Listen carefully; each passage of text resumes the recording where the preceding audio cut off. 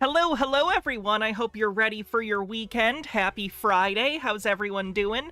Hope you're doing well. Of course, the Freddy Krueger outfit won today, so that's what we're doing. We have Chris back. It's been about a month since we had any Chris content, and he's going to talk a little bit about the Epstein files, and of course, Flat Earth. And we have all sorts of other conspiracies to take a look at today, so it should be fun. Welcome, everyone. I'm excited for the weekend, and to play Pokemon, because the Fire Red and Leaf Green came out for the Switch, and I'm very excited. I got Fire Red. Let's see what's going on in chat. Sweet Lily Love, thanks for 110 stream streaks, says hope y'all are having a lovely Friday. What else? Midnight with a 25 stream streak says, yay, car trip with Hannah in chat. And that catches us up. So yeah, we have all sorts of conspiracies today. Should be pretty chill. I don't think I have any housekeeping except the typical, so if you like the stream, if you're on YouTube, hit the like button, hype the video if you're watching the VOD. Is that the remake of the first one? It is. It is. And if you want to help support the stream, we're very close to this month's sub goal, so you could gift subs or become a subscriber on Twitch. On YouTube, you could use super chats or memberships. Either way, let's jump into it. Let me check this text real quick, and then we can start with CC. Alright, let's jump into it. Let me just turn this music off. Oh, we are playing bingo, by the way, so get your bingo cards if you'd like. His hair is always so lovely, but the man is bonkers. I need to know his hair care routine. It's real good. It's real good, whatever it is. Good morning, good evening, good afternoon, wherever you may be. CC here. Can anyone guess what his reaction to the Epstein files is, by the way? Can anyone, just guess what his first thing about it's gonna be? H-Baird with 62 months says, happy Friday, everyone. Ferris Hex with 50 months says, I'm normally watching from YouTube, but I'm so glad to have watched quietly for 50 months. Wow, thank you so much for all your viewership. Chris from New York. Distraction from Flat Earth, you guessed it. Westchester County. It's 2:26. Recording in car on the bingo card and Flat Earth. I'll get those right away because of course we have that. Flat Earth and recording in car. The Chris mainstay spaces. 26. Nice numbers. A lot of twos. A couple of 26s there too, huh? You know what? I'm actually in Clinton land here. You know, Bill and Hillary. This is where they live. And there are a bunch of reporters that are running around. Right around Reader's Digest. Well, it used to be Reader's Digest, but it's something else now. And they look independent because they have black jackets on and they're these tags. Who the fuck knows? You know, what does that make you look important? You know, with these big high-powered cameras. I want to check out the cameras that they have, though. See if any of them are used. Oh yeah, Clinton's on the bingo. Weird how he always has this weird inferiority complex. Even when he's talking about these random news people, he's got to be like, what, you think you're important? The corollary being he doesn't feel important. Just a little weird thing to bring up. Using the Phoenix Leftist, thanks for 140 stream streak. P1000. My guess would be that they are looking to get a quick interview with Bill or Hillary about the Epstein files. Oh, that's right. Bring it back. Bring it back. Bring more bullshit. More nonsense for people to talk about to keep them off of Flat Earth. Chris thinks that they have manufactured a child sex ring in order to keep people from being flat earthers. I don't even know what to do with that. We're on a hype train. Artemis8192, thanks for 60 months, says, hey y'all, can't stick around because I've got work soon. I'm so tired.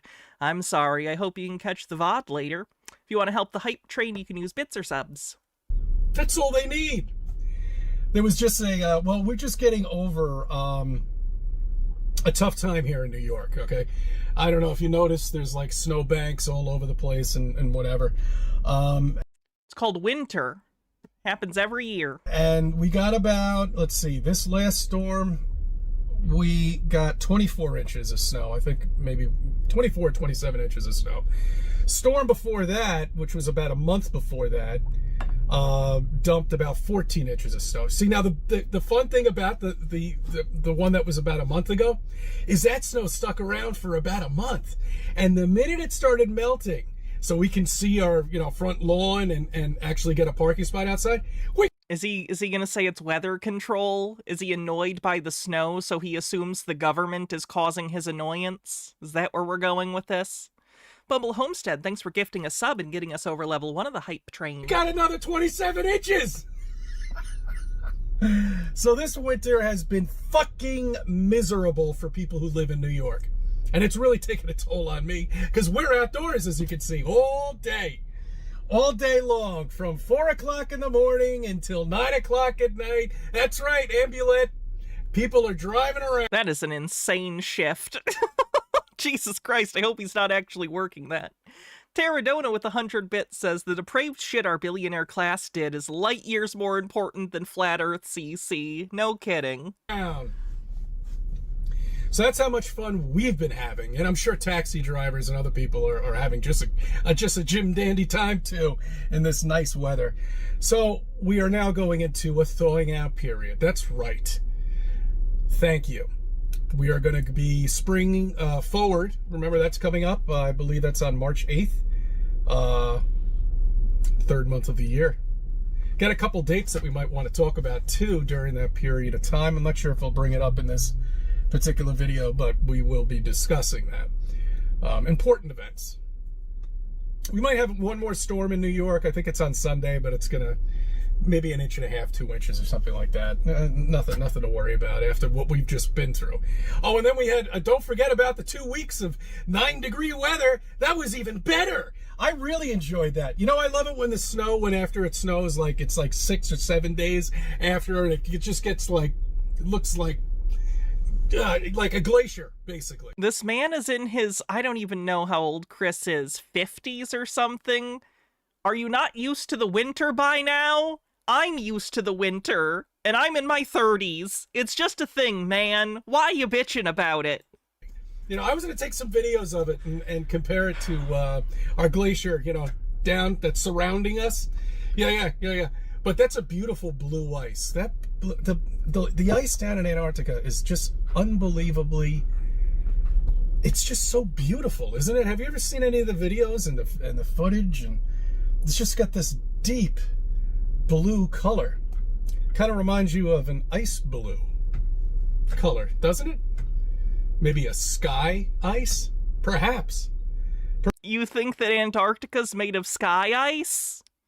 But it's on the ground, Chris. Also, there isn't sky ice. People like Chris, flat earthers, sometimes believe that the dome in the flat earth is made of ice, very blue ice, and that's why they think the sky is blue.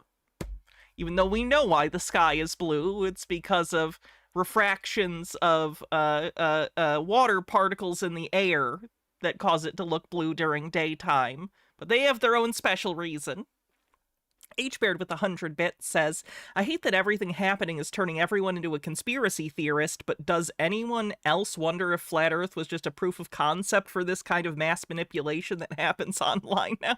I think I said that years ago, that I was like, it wouldn't surprise me, and this is a conspiracy theory, of course, I'm not saying this is actually true, but I did say years ago, I was like, man, Flat Earth feels like a great pilot program to figure out how to, get a really crazy idea into certain members of the population's heads. I don't literally think that's true, but it would be narratively funny. Unstable Deadbeat with a 7-stream streak says, as a man in my 50s, the one thing I can relate to CC is his disdain for the winter, and as far as getting used to it, it's been getting worse. Damn you, Sky Ice. Minute on the hype train. Brain Squid with a 35 stream streak says, maybe CC has a seasonal mania, it's just that it's every season. Gets a little different, spice it up. Nemesaur, thank you so much for gifting 10 tier 1 subs. Perhaps that's what we're covered with. I'm not really sure what the material is made of the dome. All I know is Admiral Byrd, we'll be discussing him too. found, I guess, the end. Now, I have a couple of different philosophies, okay, of this. Admiral Byrd is an actual explorer that did go to Antarctica, but he doesn't do all the flat earth stuff that flat earthers say. There's a hoax going around that's been going around for years that he had this secret journal that had all these secret flat earth or some people think hollow earth stuff inside of it, and that's all manufactured. It's made up. But, well, one thing people have brought up is that they did find the dome and they were trying to test the ice. And that's what they're doing down in Antarctica. They're trying to gather some of this ice and test it. But by the time they bring it back to the laboratory, it kind of just vanishes. It has to stay at a particular coldness, and they just can't mimic it. So the thing just evaporates and goes away. Is he aware how cold they can keep ice? Like, liquid nitrogen is a thing that they're able to keep, like, in a laboratory, and that's incredibly cold. Do you have any idea how cold they can make something to preserve it? Probably not. But if that's true, that's interesting. So there is an end, okay? There's somewhere, like a barrier, you know. It would make, because we, as flat earthers, a lot of us believe that there's more land. I'm a big believer in that. I'm almost certain that there's more land. That's where they put these people when they fake their deaths. Yeah, that's right. Yeah. All the secret dead celebrities are hanging out beyond the Antarctic ice wall. Many of them have faked their deaths. Just Elvis and Kurt Cobain rocking out together. It's very simple to do. Like The Prisoner. Ooh. I like The Prisoner. Not hard. Then they just put them on one of these fucking islands somewhere, and that's it. They never come back. You never see them again. Elvis. Remember when Elvis died and everybody, Elvis sightings all over the place? No. With these superstars, that's not what happens. I like that he's like, no. Your Elvis sightings are insane because he's been kidnapped and taken beyond the Earth that we know. That's much more rational. That's one of my favorite conspiracy theorist things, when they laugh at other conspiracy theorists and then claim their even crazier conspiracy theory is the sane one. It's beautiful. Fenekagami with 40 bits says, here's my conspiracy. We do live in a dome, but the Earth is a globe just exponentially larger than we think. The first sapient Earthlings, the reptilians, built the dome to try and give the budding sapient species humans a chance to survive on the nuclear wasteland their wars created. And they threw our math off just to keep us from breaking through any of the curiosity and dying. It's a good theory. Peeplord says, if my name was Bird and I was in charge of an Antarctic exploration... Sorry, I'm having trouble talking today. And if I was in charge of Antarctic exploration, my primary side quest would be go shit with the penguins on one of those penguin shit islands. This is more reasonable than any average Tuesday for CC. Are there penguin shit islands? That's a new one for me. Caesar Bishop, thanks for gifting 5 tier 1 subs and getting us to our sub goal for the month. Hell yeah, it's a shorter month too. I really appreciate it. Take them somewhere, to an area where they know they will never be seen again by any of us. All of this is just incredible, you know. When you've been taught so many things in school and so much bullshit in school, and you know, and then all of a sudden you wake up to this. It's incredible. You know, it really is. It's absolutely incredible. But if you deviate off of your path of indoctrination, you don't get rewarded. No, actually, you could have your life at risk. Yeah, let's take, for example, if you were to perhaps maybe stumble across some old videotape footage of Admiral Byrd actually taking ice off of the ice wall. Say you were to publish it on YouTube or something like that. Of course, they would take it immediately down. There's no evidence of what I'm saying because they keep deleting it from my webpage. But I don't know how... Hey, my first channel, how's it going? People would be able to verify it unless if they had the same copies of it, right? But your life would be at risk at that point.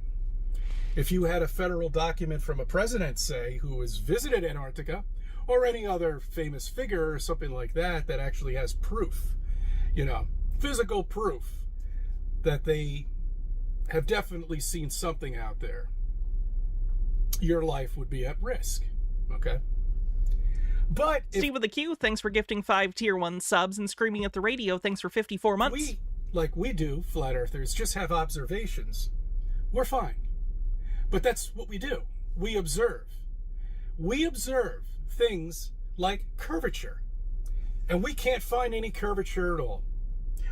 Chris, you're in a van. You can't see curvature from ground level. When's the last time you were even in an airplane?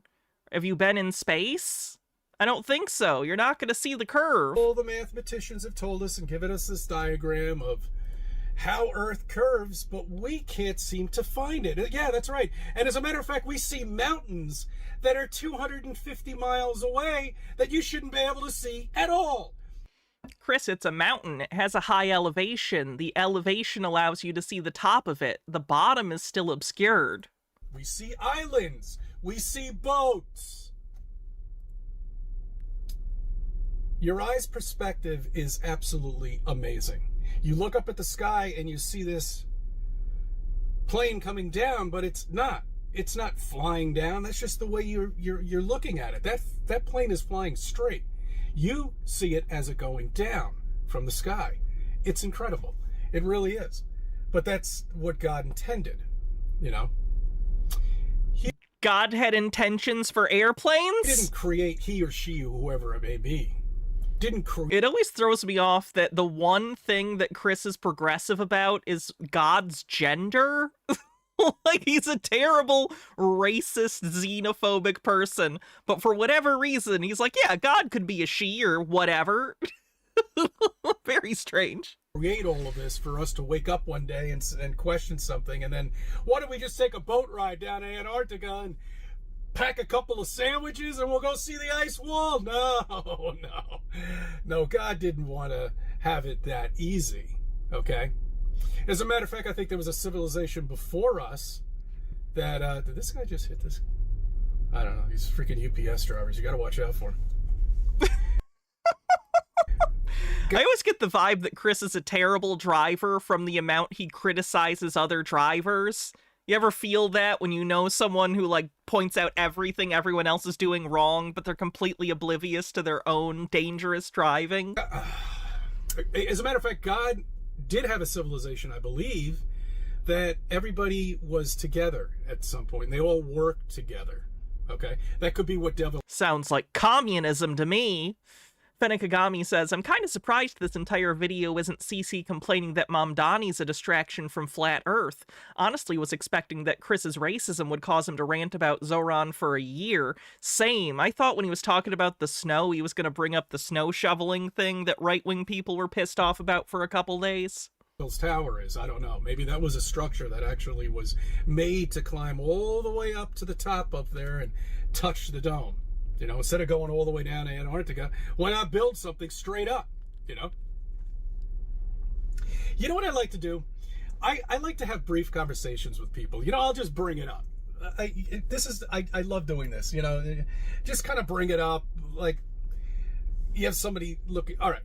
Like in a bookstores are even better, okay? At least you're getting people who are halfway intelligent instead of trying to go up to somebody off of the street who probably doesn't even know who the first president was. He's probably referencing the Tower of Babel, yes. Yeah,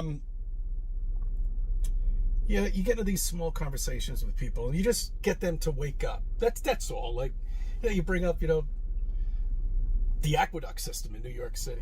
I mean, it goes down in New York City, but it's all the way up 300 miles up the Shokan Reservoir up there. You bring it up to them, and axe. I can't believe Chris is that crazy guy that just randomly brings up his conspiracy theories to strangers. He must be so awkward. Lennon Cat with 40 bits says, fun fact, the hottest and coldest places in the solar system were both man-made on Earth.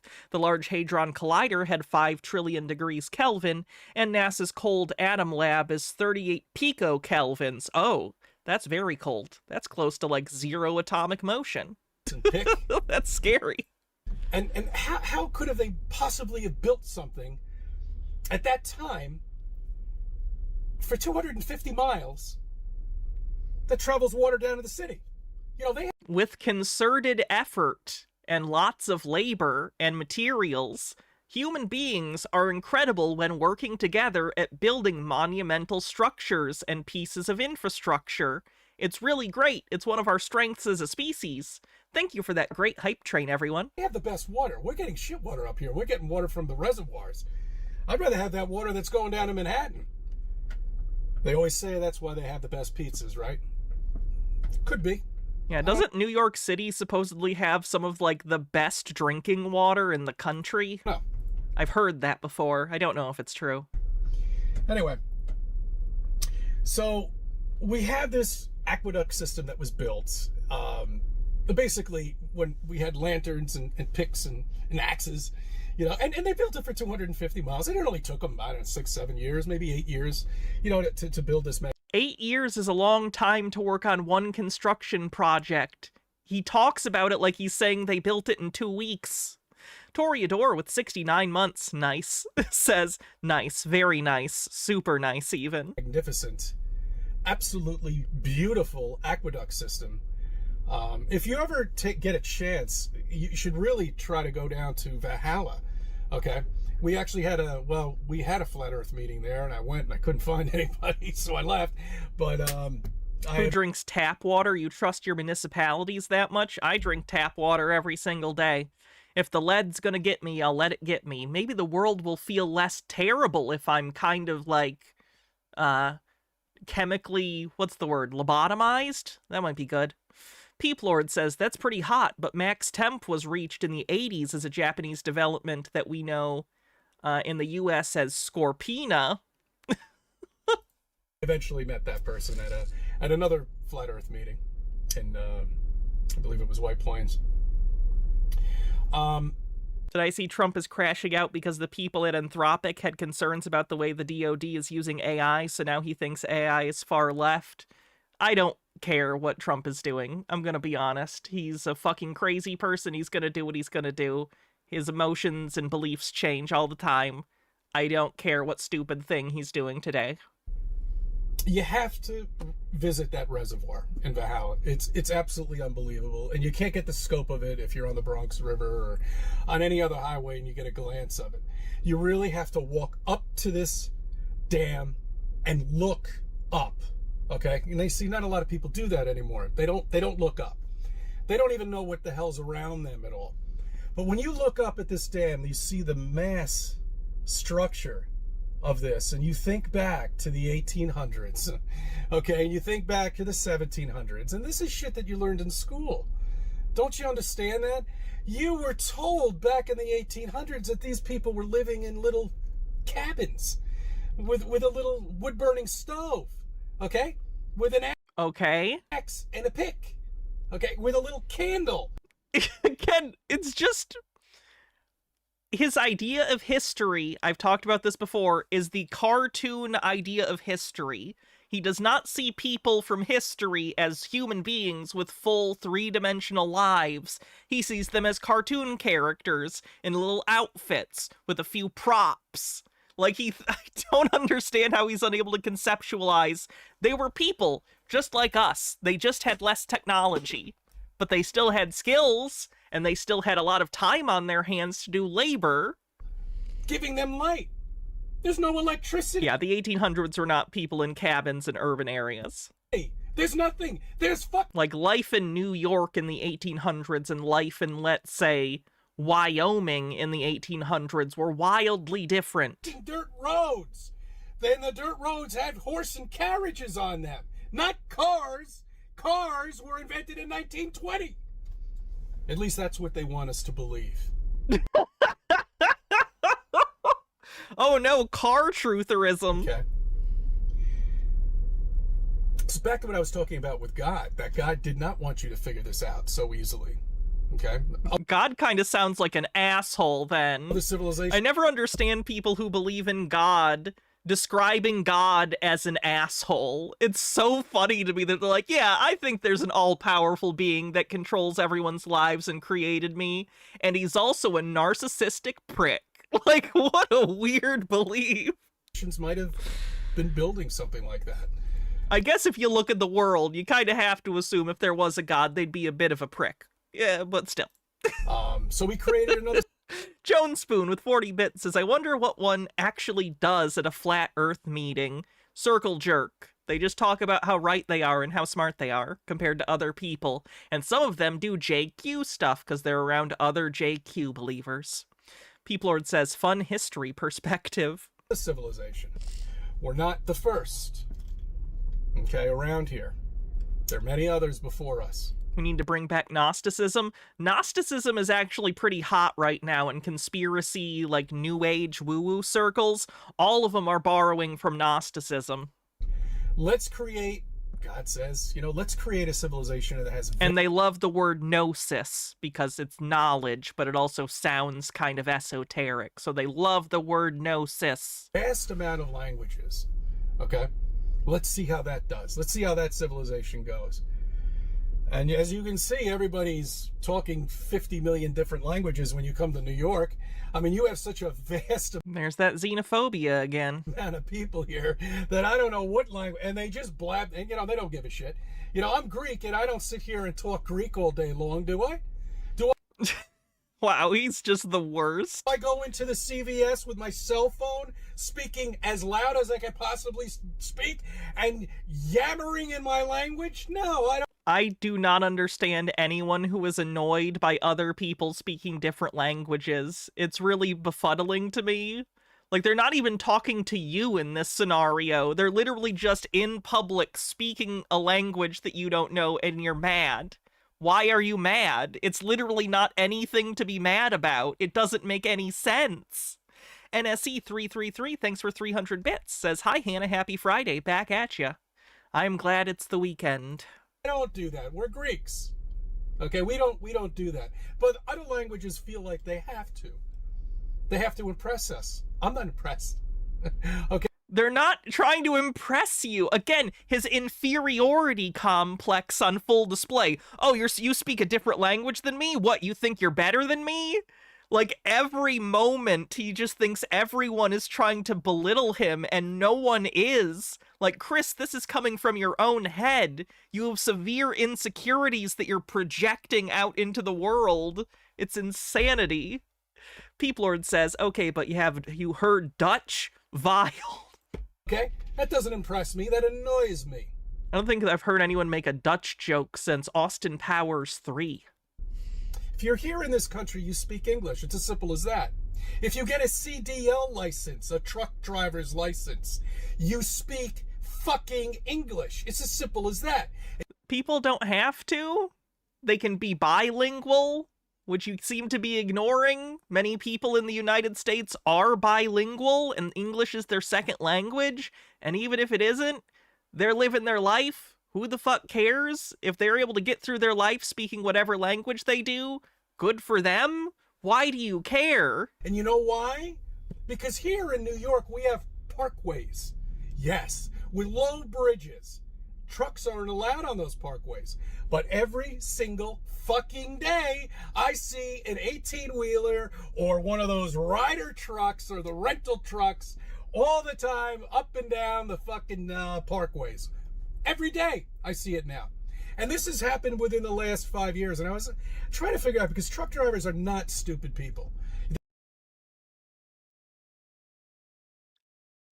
Truck drivers, like any group of people, can have stupid people in it. This isn't even like something he knows that they aren't speaking English. He just sees truckers doing something he doesn't like, and his stupid lizard brain goes, I bet that's a foreigner. He's just imagining issues. Jesus Christ.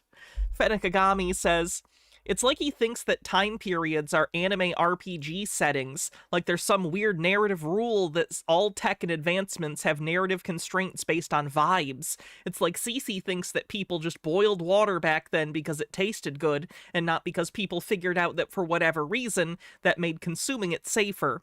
Back then was before indoor plumbing, therefore sewers are impossible for them. They know they're not supposed to be on there. Hell, your GPS, if you set it right, will tell you, hey, look, you're driving a truck. You're not allowed to drive on parkways. I understand here in New York, we're one of the only states, I believe, that does not allow commercial vehicles on on parkways. I could be wrong, but I think we are. And it might be confusing for people. But you see, we've taken care of that problem. Yes, we've got this big little sign, and it's got a truck in it, and it's got a circle with a red slash. Yeah. Okay, so that's not even a language barrier thing. That's just people ignoring the rules or not noticing them because they're, like, negligent? What does this have anything to do with anyone's language, Chris? Fenakagami, thanks for an 85 stream streak. Yeah, it's like the Ghostbusters logo. You remember that? His one frame of reference for the no symbol is Ghostbusters? Okay. That's interesting. That feels like something I'd do. No, that's just a symbol that exists completely separate from the Ghostbusters. Great franchise, though. But still, they're on the parkways. How the fuck do I get into this shit? I have no idea. Okay. Alright, I lost the fucking train of thought. Just a Peach with a tip says, shouldn't he be speaking French or Dutch being in New Amsterdam? Why they changed it, I can't say. People just liked it better that way. All right, more. Do I know what ghasts with an A are, and are they in D&D? I don't off the top of my head. It sounds familiar, though. More on this later. We're breaking into nicer weather. The weather's really fucked me up. Wasn't Ghostbusters the first time it was used? There's no way that the no symbol comes from Ghostbusters. Up and pissed me off. Zero chance, and if I'm wrong about that, I'll lose my mind. With all the hours that, you know, we work and the misery that we go through, to throw on top of it 27 inches of snow, another 32 inches of snow, another 10 degree below zero day, you know, we've had it here in New York. Just had it. I'm looking at on the 15-day forecast. Yeah, I see 50s, I see 60s. Yes, we're coming out of it, you know. But then we get the rain here in New York. Okay, we get like a month of rain, which I have to worry about flooding. You know, because I live in one of those areas that we are prone for flooding. Doesn't understand his problem as capitalism for complaining about hours? Yeah, we'll count that. Where is that one? There we go. But, yeah, there'll be more videos. I'll have some more ideas. I had a bunch of them today, but I'm kind of, I'm just glad most of this winter is gone. It's just been miserable, guys. I need a nice vacation, but I can't go anywhere, you know? Not what I've been through. No way. Well, I hope everybody's good. I thank you for subbing. I thank you for viewing my videos, and let me be a part of your life. Jesus. Chris just gets worse every time we see him. Like, part of me feels bad and wonders if he's actually having a mental decline, but he's just such a bigot asshole. Anyway, here is an important message from Gail. Real quick, Fenakagami says, Chris, capitalism creates scenarios that cause people to ignore the rules of the roads. Tons of states have big roads that don't allow 18-wheelers on, but GPS and time constraints basically force everyone, including the cops, to ignore those rules. Same thing for left turns in cities. Everyone is just trying to get by. Agreed. Anyway, important message from Gail! Okay, you guys, I just came out of the shower and I heard from Zach Knight, and I need to make a public service announcement, okay? Do not eat the snow that's all over the country. It is just Jesuit semen. If anyone eats the snow, it's basically a Jesuit semen snow cone. And if you eat it, you could get an STD. Okay? If the Jesuit who made that part of the semen has any germs, like you could get Jesuit super AIDS. I asked Zach Knight if the Jesuits used like automaton technology to create this storm. And also, women should avoid getting any snow in their vaginas for obvious reasons. That's a good bit of advice right there. Don't get snow in your vagina. You'll get snow pregnant. Unstable Deadbeat says, according to Google AI, oh, I don't want to know what Google AI says. I'm not going to read an AI thing. Joan Spoon with 40 bits says, oh my god, who is this treasure of a woman? Gail You've not heard of the new cocky? Yeah, okay. If you want to get pregnant, STD, you name it, okay? He said that the Jesuits have always had the ability to manipulate weather, and they've always Ooh, weather manipulation on the bingo card. That's a good one. I didn't think we'd get one from Gail. Where is that one? Someone tell me where weather manipulation is. Or HARP. Do we still have that? It's got to be somewhere. Did I miss your bits, H-Baird? Joan Spoon says, who is this treasure of a woman? Gail Cord Schuler. And H-Baird says, what about yellow snow? Would that count as kink shaming? Jesus. 26, weather control. Thank you. specialized in semen and DNA technology like cloning. So they're just using Clones on the bingo card. Wow, Gail, you're giving a lot of spaces today. Thank you. Clones, clones, clones. Clones, clones, clones, clones. Where is clones? Wow, it feels like I didn't take my ADHD meds today, even though I did. Just having a rough one, I guess. Where's clones? Anyone? My kingdom for some clones. 70, cool. Thank you, Corwin. using And Lucas. old school computer satellite technology. That's what they used to create this storm. And yeah, and they used HARP probably. HARP was invented with computer satellite technology. So just wanted to warn you. Is this the Brent Spiner lady? It is. You do not eat the snow. Women, don't stick it up your vagina because it is made from Jesuit semen. It's just so refreshing every winter to go out in the first snow and just shove it right up your orifices. It's like chewing 5 gum. Jesuits don't give a flip if they give you an STD or if they make you pregnant. Okay? So I just wanted to let you all know that. The no symbol goes back to the 30s. Thank you. In a world of secrets. Thanks, Gail. Okay, what else do we have? Let's see what this guy's up to. Hey, what is up, YouTube? It's Richie from Boston. It's the 25th, it's February, and it's 2026. All of that is completely up to debate because we really don't even know what year this is. This could be 2025. We don't know. The year is whatever we socially agree that it is. Our calendar isn't even the only calendar in the world. Different cultures have different calendars. There's a Hebrew calendar. I believe there's a Chinese calendar. It's just something we collectively agree to keep track of things. The fact that conspiracy theorists can't conceptualize that and think that the year is like a real physical part of the universe is nuts to me.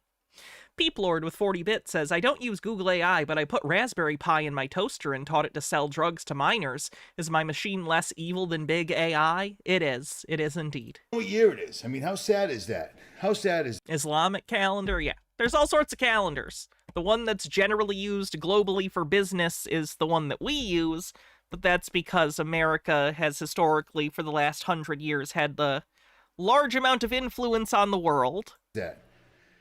We have people in charge that are telling us the new year starts January 1st every year, even though there's a thing called April Fools, which means April 1st was always the new year, as it would be, because it's spring.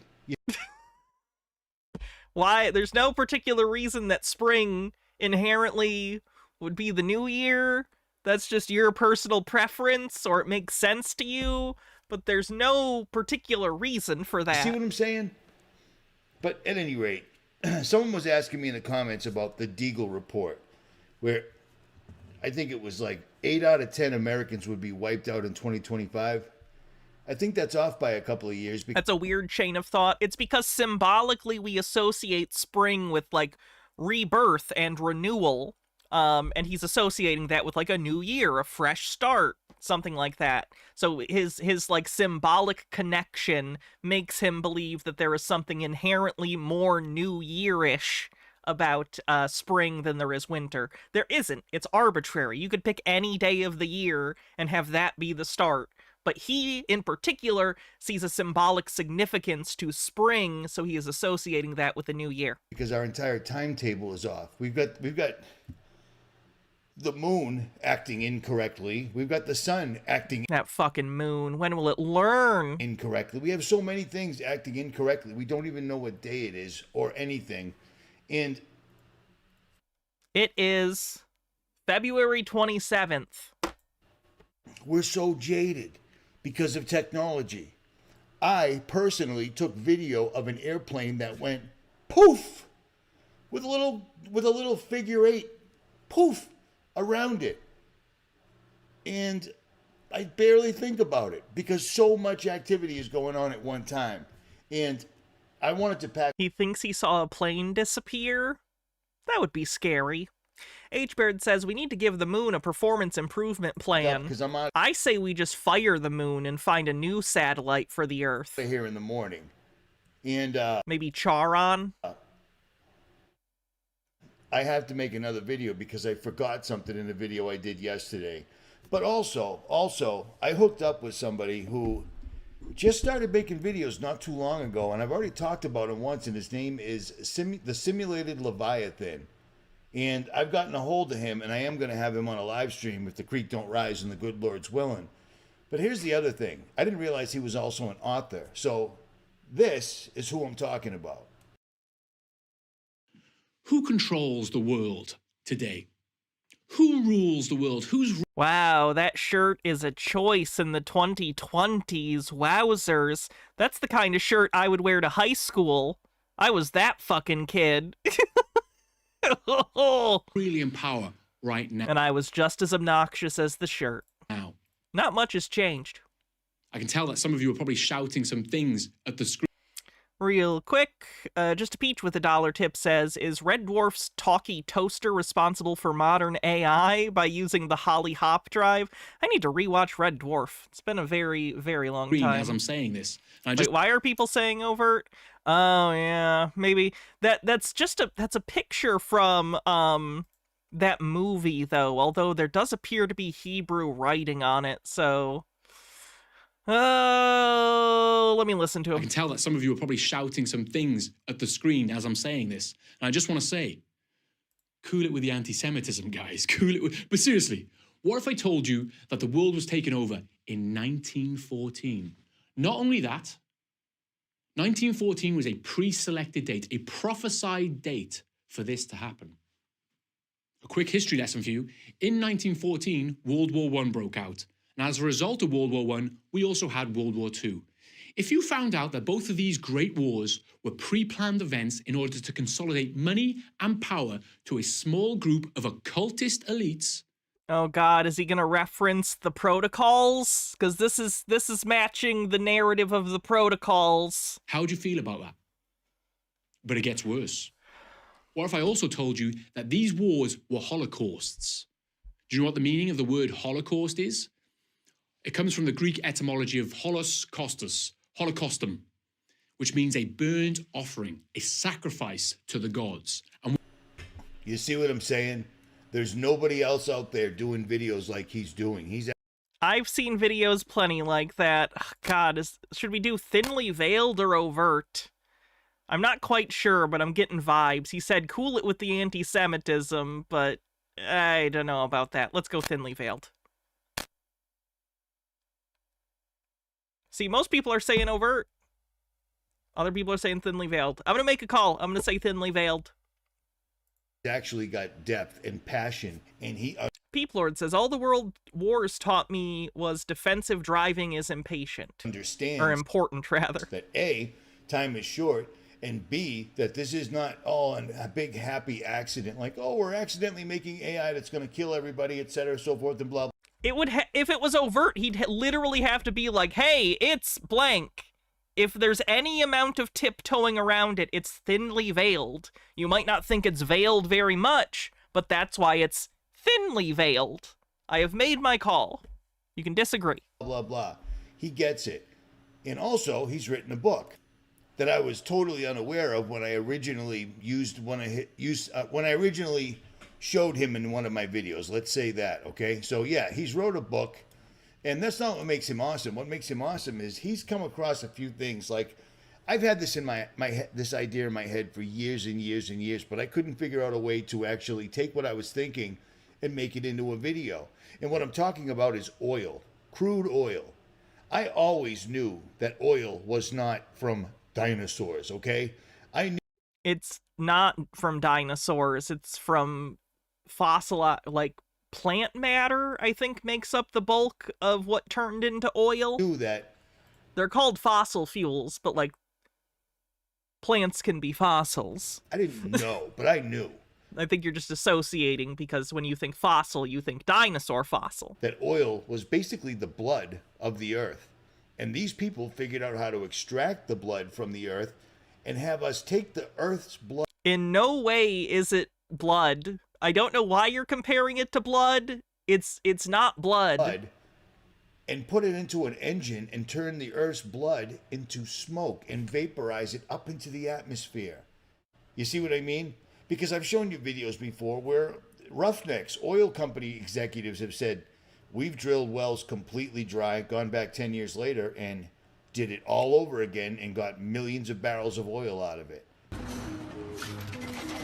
It is the second most prevalent liquid on Earth. Putting a Oh yeah, I've seen this guy before. He's full of shit. price on oil is like putting a price on a pail of water. You know, no initial cost. It's in the ground, and in those days they were, some of it almost what you'd call surface mining the oil. They didn't go down deep. So in order to get the price up, they hit on the idea that they would have to make it appear to be scarce. That after we take the next few barrels out, we're probably going to have to close this well. You know, that kind of thing.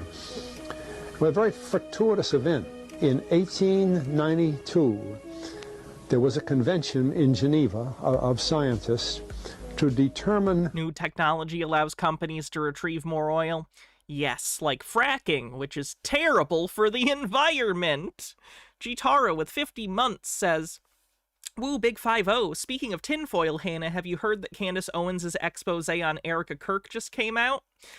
It's full of conspiracy theories, from transvestigating Erica to saying that Turning Point USA had a direct hand in Charlie's murder. Right-wing talking heads like Shapiro are clutching their pearls about this, which is ironic since Candace is just using the same tactics they use on folks on the left and marginalized groups against them. Sucks to be on the receiving end, I suppose. I knew that was coming out. I didn't know it had come out. I do plan on covering that at some point, so that'll be fun. Joan Spoon with 40 bits says, I'm learning so much from you today. I've got a lot of freaky deep diving to do. Tori Adore with 50 bits, lots of bits, wow, says, fossil is actually a misnomer. The large algae deposits actually go through carboxylation and break down into carbon, and pressure causes hydrocarbon chains to form. No fossilization occurs. Lennon Cat with 40 bits says, okay, but if it were the blood of the planet, shouldn't we be even more reluctant to use it? And then H-Bird says, here's a better way to get oil. I drink your milkshake? Drainage, Eli, you boy.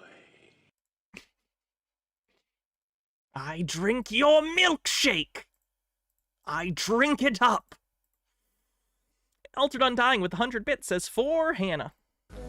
what organic substances are. At this Geneva Convention, Rockefeller took advantage of sending some scientists over. They defined oil as a residue from formerly living matter.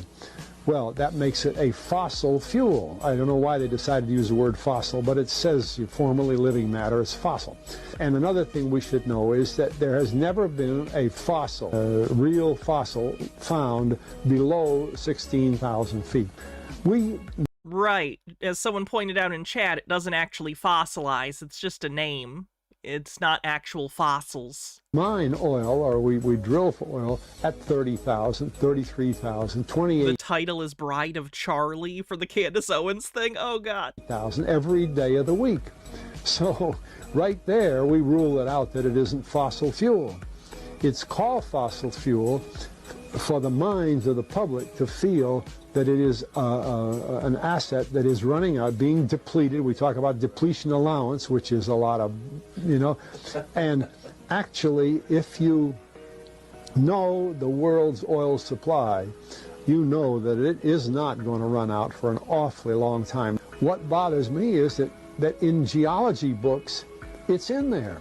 The geologists say it's a fossil fuel. They've been bought to create a world price for oil. In other words, not 30 cents a gallon here and 90 cents a gallon there, but let's get a world price. That's their goal. It's a worldwide commodity. Why wouldn't there be a general price for it? Because if you priced it differently, then you'd just have people taking advantage of that and arbitraging oil, and you would end up with a price discovery eventually that averages out eventually anyway. Do they not know how that works? Phoenix, what do you want me to wear for the hats off? I am wearing this, so I don't know what you'd like me to do. Fennikagami, I can change it out, I guess, but Fennikagami with 40 bits says, to anyone following the Texas Senate race and needed a reason to support James Tallarico, Kamala Harris just endorsed Jasmine Crockett, which basically to me confirms that she's the worst candidate to flip Texas.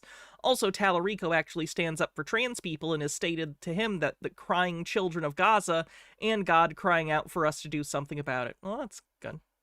Alder Undying with 100 bits. Thank you, says Stream Boss now. And, oh god, the pink alien hat? Let me see where it is. I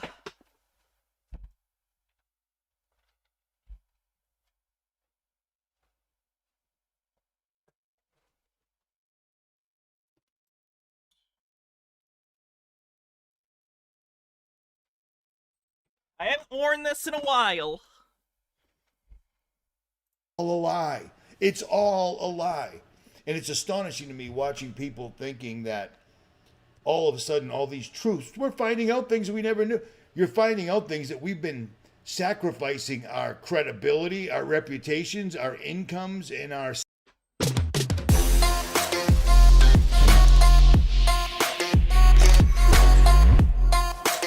sanity. I am so tired of gambling ads. You have no idea. I'm never going to gamble.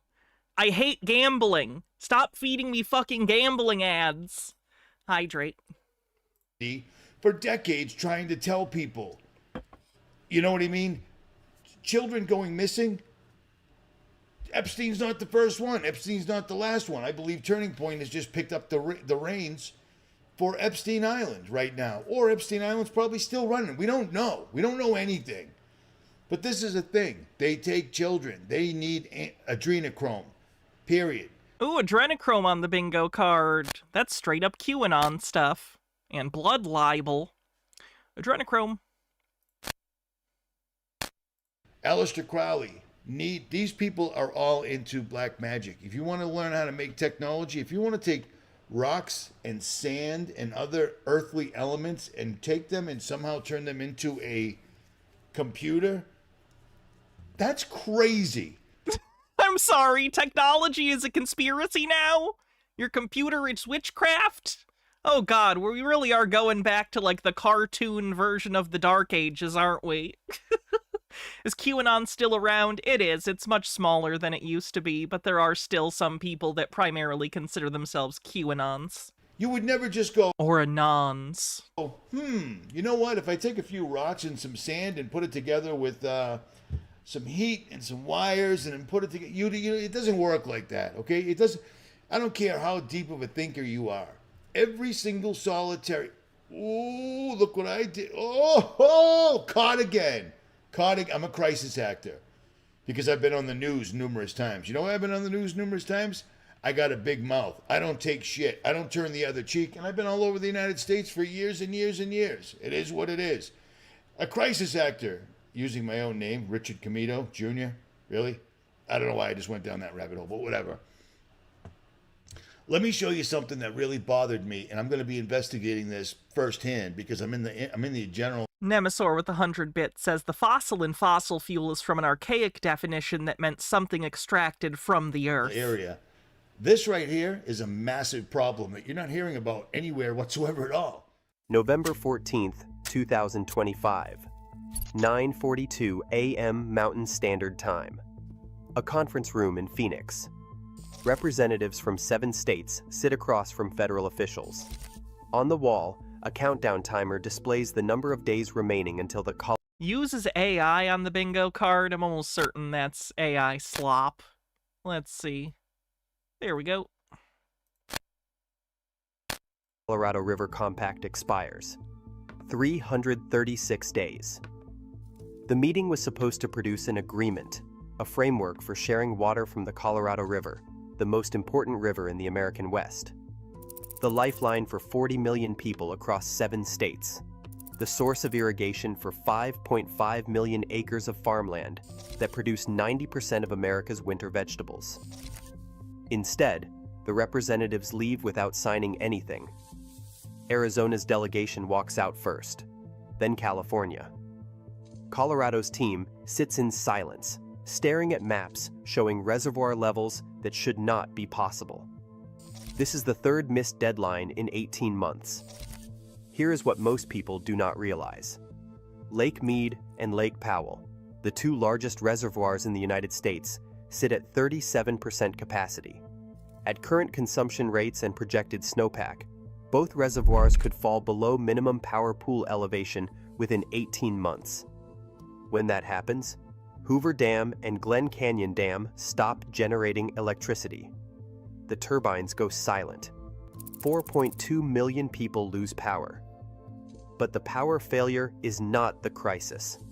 The crisis is what happens when 7 states that cannot agree on water cuts watch their primary water source drop below usable levels while the federal government... Man, it's almost like we should have been doing things about climate change before now. Oh wait, we're not doing things now, especially with this administration? I'm sure the next 30 to 50 years are going to be great. Cripplepunk with 100 bits says, "Hello, Hannah, I hope you're having a good one. I know this may be a bit random, but I feel like the Epstein files and all the celebrities and well-known people in them is such a slippery slope into conspiracy theories. Maybe it's just me, though. My partner catches themselves going down the rabbit hole at times even, so I just focus on the facts of everything and try not to speculate too much. That's all I wanted to mention, that I hate this timeline." No, you're absolutely correct about that. I've seen so many people go pants on head crazy over the Epstein files and implying things that they do not say. People straight up believing Pizzagate-like conspiracies that mentions of fucking pizza in the Epstein files are relating to like some other thing. And it just isn't. Evil people also eat pizza. I'm so tired. Prepares to impose cuts for the first time in 103 years. The impossible is happening. Or implying that it's all satanic or a cult or something, instead of just recognizing the very banal human evil of it all. The Colorado River is running dry, and nobody can agree on what to do about it. Here is what negotiators are not saying publicly. The current winter snowpack across the Colorado River basin sits at 23% of the median. Climate models predicted this water crisis would manifest in the 2040s. It is happening right now in early 2026. Altered Undying says, "Now I want to make a PNG tuber outfit like this to go with that hat." That's pretty cute. Oh, where did it go? The timeline for action is not years. It is months. And the political deadlock suggests there will be no agreement, no compromise, no solution that prevents catastrophe. The Colorado River Compact, the legal framework that has governed Western water for a century, is collapsing. And when it falls, it may take the entire economy of the American Southwest with it. So yeah, the Colorado River is running dry, which means the Hoover Dam isn't going to be able to do its job. Okay? So that could mean a couple of things. Biblical, but we'll get into that at some other time. His first thought is it's a Bible thing, not that people have been warned about this, and that, oh my, nothing's ever gonna get better. People are crazy. Everyone's fucking crazy. That is going to destroy so many people that live in this area. Nevada, Utah, Arizona. It is going to cause a massive problem. Meanwhile, they have no issue at all whatsoever building data centers in Arizona, Utah, Nevada. Yeah, that's a capitalism problem. Completely unregulated, laissez-faire capitalism is fucking the United States into the dirt. Etc. Hydrate. But, don't worry about that because Sam Altman, the person that's married to Accidentally based. Sure, we can do accidentally based for hating on data centers.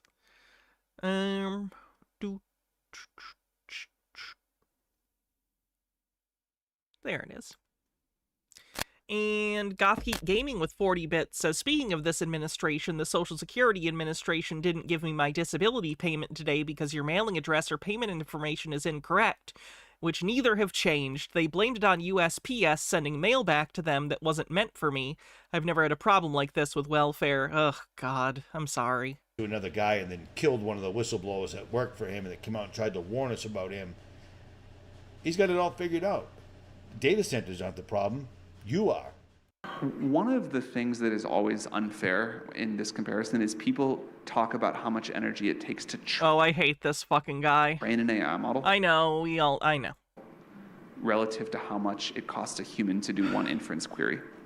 But it also takes a lot of energy to train a human. It takes like 20 years of life and all of the food you eat during that time before you get smart. And not only that, it took like the very widespread evolution of the 100 billion people that have ever lived and learned not to get eaten by predators and learned how to like figure out science and whatever to produce you, and then you took whatever you... Maybe don't compare your dog shit algorithms to a human being. Seriously? What are we, mentally retarded? We don't understand Don't say that. anything? Strike one. If you're offended by that, I don't know what to tell you because mentally retarded people exist. Strike two? Oh God, is he about to defend it? Yes, you shouldn't. That's one of the reasons you shouldn't use that word. Do you not get it? Mental retardation. Okay, strike three in 10 goddamn seconds. All right, moving on. The defense was so bad. Did you actually know there are people? Yeah, don't. That's why one of the reasons you don't say it. Oh my God. Anyway, let's do the Bob conspiracy.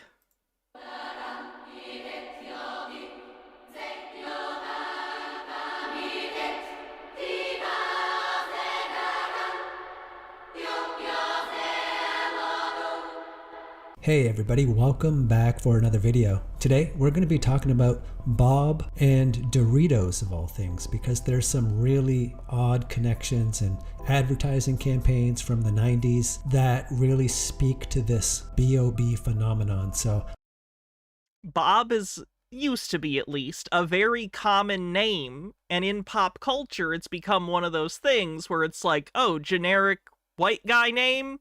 Bob. That's why it's around. Fenekagami with 40 bits says, I mean, it's also possible that they started talking like the Pizzagate people thought they talked like because they thought that was funny. QAnon was probably a massive joke to Epstein and his friends, and they probably turned it into an inside joke. I don't think so. And unfortunately, since our government seems to be the only one that's decided there will be absolutely no consequences for Epstein's associates, everyone's paranoia is being sent into overdrive, fueling conspiracy thought. Gothgeek Gaming says last bits message for a while. Fun fact, the DSM stopped using the R word when DSM-5 came out in 2013.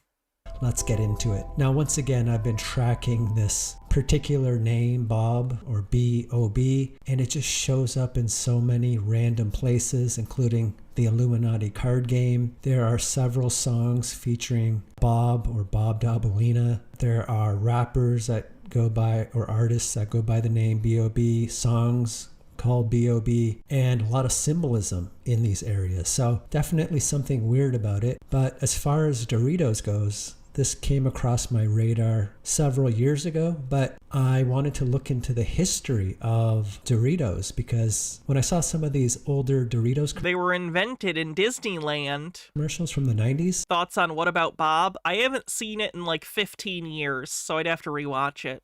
I generally like Bill Murray, though, so I'd probably enjoy it.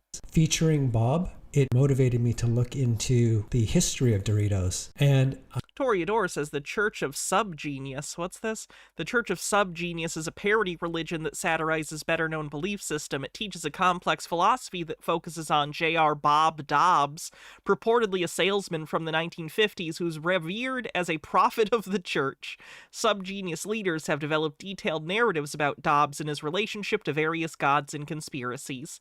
Their central deity, Jehovah One, is accompanied by other gods drawn from ancient myth and popular fiction.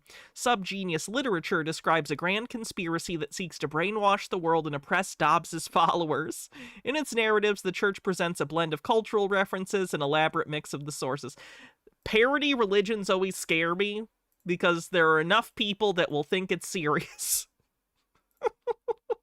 I found out that Doritos were invented at Disneyland, of all places, the home of culture creation and occult symbolism. That Disneyland. And apparently Doritos means little golden things. And as mentioned, they were invented at Disneyland. And according to the official history, it was in the early 19s. Yeah, I believe there was a Frito-Lay restaurant or something at Disneyland, and they had old tortillas, and they started like cooking them to be like crispy like chips, and then put the seasoning on them, and that's the origin of Doritos. 60s, that to reduce waste, there was a restaurant in Disneyland that were just throwing out these stale tortillas, and what they decided to do was fry these tortillas and season them and turn them into what we know of as Doritos with their iconic triangular shape. So that's the story. It's all coming out of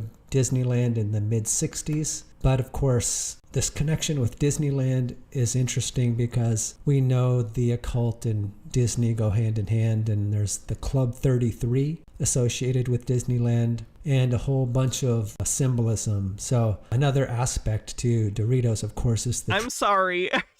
They're a triangle because of the all-seeing eye? Triangular shape. And there's a good explanation as to why that is. But I can't help thinking there's something more to it. Why are Doritos triangular? And we're told that shape was chosen for its unique eating experience and ease of cutting from a tortilla. That does make a lot of sense, but just knowing its origins are tied to Disneyland, that just makes me want to have a little bit of doubt with the official. That does make a lot of sense, but... narrative. Now, insert crazy bullshit. In the late 80s, early 90s, there was this whole advertising campaign, Bob's favorite snack, and it was Doritos, and these ads consisted of a mysterious man named Bob who loved to eat Doritos. So Bob was presented as this mysterious figure, and some of these commercials featured a young Tobey Maguire, and I think he started working when he was in the 8th grade, but he was featured in some of these advertisements, and let me play one of these ads right now. Oh, man. I mean, who is this guy? Everybody worships him. Who's Bob? Who's Bob? Bob likes Doritos. That's the way it is. What else can I say? Okay, yeah, very strange. That's a very 90s ad. And 90s ads had a weird attitude. There's even some old shirts, some of these old cotton shirts. No sign of Bob, vintage 90s shirt. Yeah, just a lot of intrigue about who is Bob? Why does Bob eat Doritos? In search of the elusive Bob. So, again, just a weird advertising campaign. And another aspect of this advertising campaign is during some of the commercials, they would repeat the name of Bob, usually 3 times, and then just say some fairly nonsensical phrase. And I found that very interesting too, because when you look at some of the songs that feature the name Bob Dabalina, and there's at least 3 that I'm aware of, they repeat that name Bob 3 times usually in the chorus. Bob Dabalina repeated 3 times in Mr. Dabalina, and featured 2 other times the song called Zilch by the Monkees, and Bob Dabalina was repeated 3 times, and the more recent song from the Cottonmouth Kings, called Think for Yourself. Mr. Dabalina, Bob Dabalina, is repeated several times, I believe 3 times again. So there's some crossover between some of these songs and their repetitive nature and these Doritos commercials and the Many songs are repetitive. It's called a chorus. use of the name Bob. And I just want to play you a quick snippet from a commercial where you can hear this repetitive nature play out. Bob, Bob, Bob. He doesn't attract mosquitoes. Bob, Bob, Bob. He likes to eat Doritos. So another thing I want to mention is a more recent Doritos commercial. It featured this dog named Bob, and he was wearing this superhero cape with a lightning bolt on it. And again, just a really weird commercial like most of them. And what I want to do is let me play you this commercial in full. Listen, Bob, you stay out of my Doritos, or else. Where there's thunder, where there's lightning, there's fearless Phil the Flying Dog.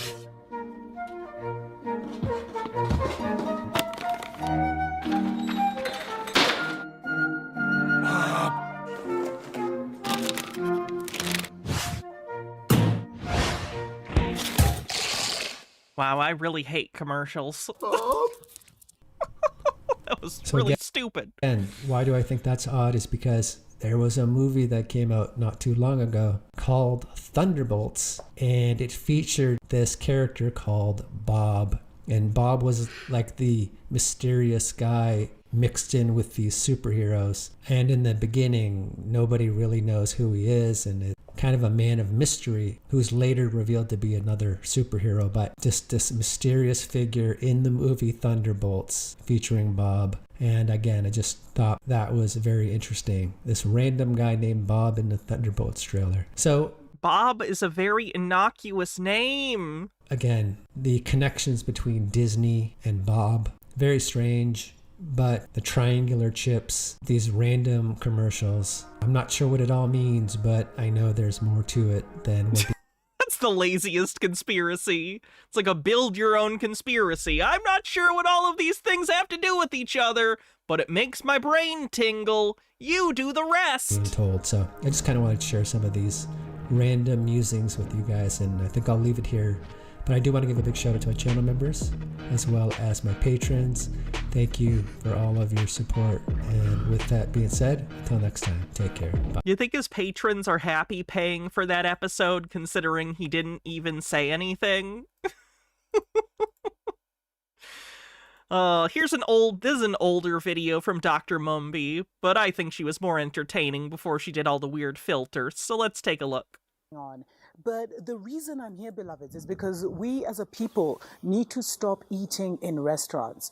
Part of the reason that a lot of people are finding themselves anxious, confused, without any clear direction, and weak to the onslaught of the enemy and the rollout of the final, statutes of the New World Order, if I can put it like that, is because of the food we're eating. And food has been... I thought a lot of people felt aimless and confused because of the late-stage capitalism stuff, but apparently it's because you're eating a quarter pounder every once in a while.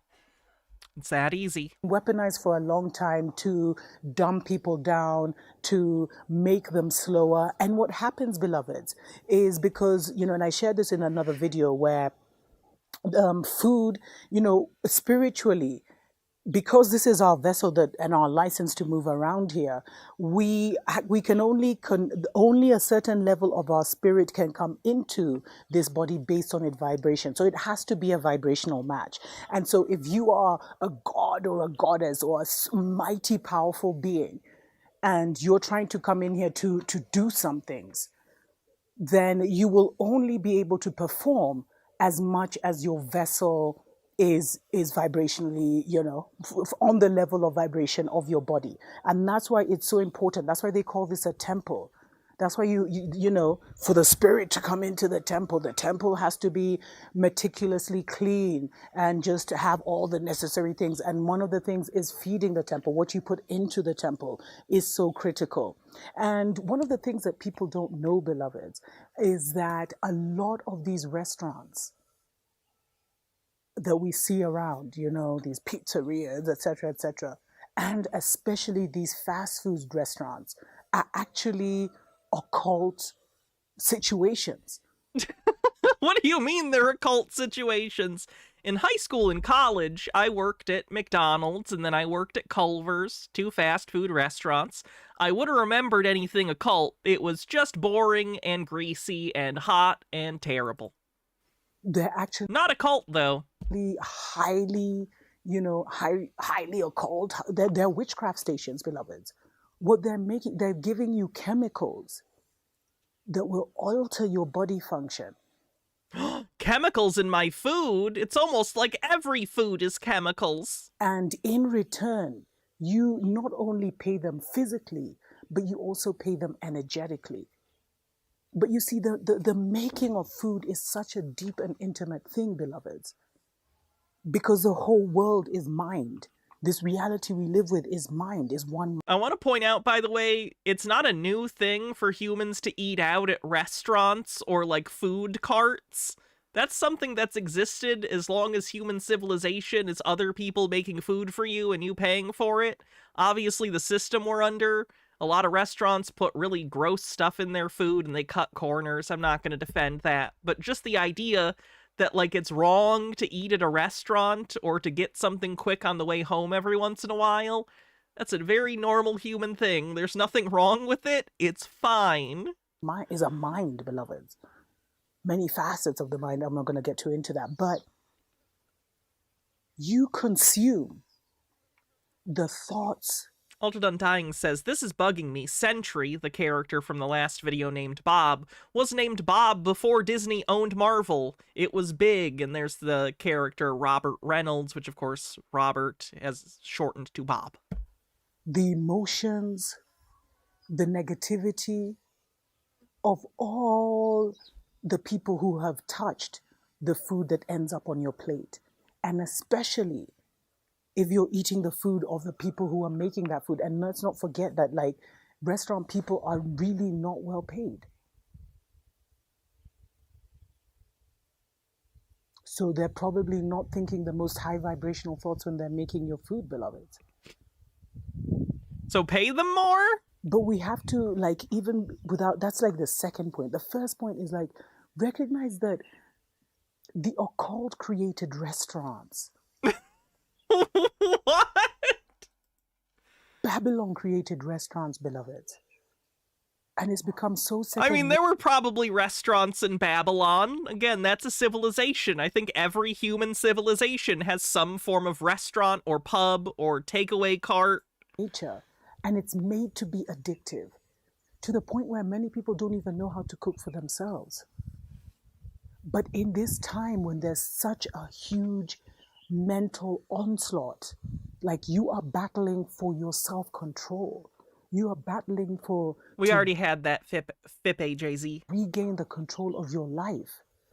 One of the most important steps is to stop eating out.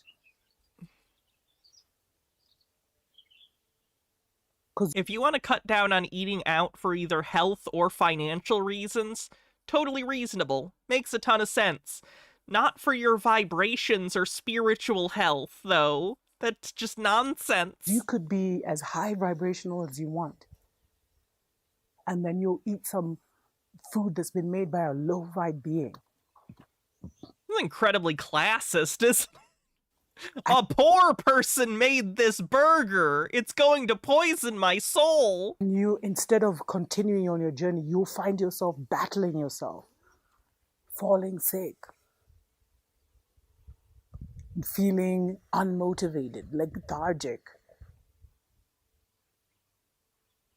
having some crazy thoughts going through your head because you're absorbing everything.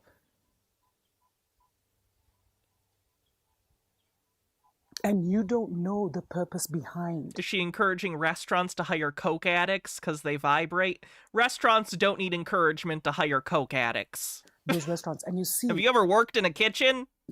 Especially with these fast food chains, beloveds, many of which are in our neighborhoods, majority of which are in our neighborhoods. It's an occult ritual, beloveds. There's something called spirit cooking, which is like the Oh, that's a QAnon thing where they think Hillary Clinton ripped the face off a child and wore it. Like Silence of the Lambs. darkest level of this, if you want to put it like that, which really exists, where they cook humans. Stories for other days. But that thing of cooking, it's like they're making potions, and they've put all these things together that are potions, beloveds. Many of these things, you're not even really eating real food in many of these fast food chains. It's reached a level where the chemicals are so sophisticated that they just know how to mess with your taste buds. It's still food. And your mind It's edible. You eat it. Your body absorbs it. What are you talking about? It's food. already said, I've ordered a Chick-fil-A, whatever. But before, they were set up as highly addictive institutions to get you in and to get you addicted. Again, that's capitalism. But in the seasons to come, they could be used And that's mostly fast food restaurants. If you have like a local restaurant, they want you to enjoy your food, but they're not trying to get you addicted. Take you out, or to slow you down, to weaken you. Because a lot of people don't have the spiritual energy to do what it takes to change their lives because of what they're physically consuming. Their food makes them foggy in their mind and lazy to get up and do something. So it is so important, beloveds, especially your children. If you're still addicted, especially your children, start cooking at home. Start making your own food. At least remove that first layer. Okay, so you'll have to buy groceries and everything. Then watch my next video, which I do about how to prepare that food so that it's a high energy, high frequency food that will actually revive and uplift your body. Oh, so it's not even just any food I make myself. I also have to take special steps that only you know. Jeez, this just sounds like a lot of work. Because the one thing that is going to hold so many people back, or is going to be the biggest liability for so many of our people, is their bodies, which they have weakened with their bad habits. Nobody eats out for every meal, Mumby. Not unless you're Morgan Spurlock on a bender. Things like sugar, beloveds. All of these things make you slower. Like it's all chemically done on purpose. But we've been made to think that, we're just feeding our physical bodies. It's been so trivialized that we don't see the depths of what's really going on. Stop eating out. Learn to cook for yourself. I'm telling you, people don't even have the money to cook. Many restaurants have been closed down because of the pandemic, but start to learn to cook for yourself. Of course, she's weird about the pandemic. And even the person who is cooking for your family. I really hope there's not another pandemic in my lifetime, just because I don't want to hear from these people about this shit again. Be in the highest, most positive meditation and put all kinds of love and power in that food. And you'll see the effects on your children, on yourself. Tuko pamoja. It almost feels like a comedy edit. Okay, what else do we have? I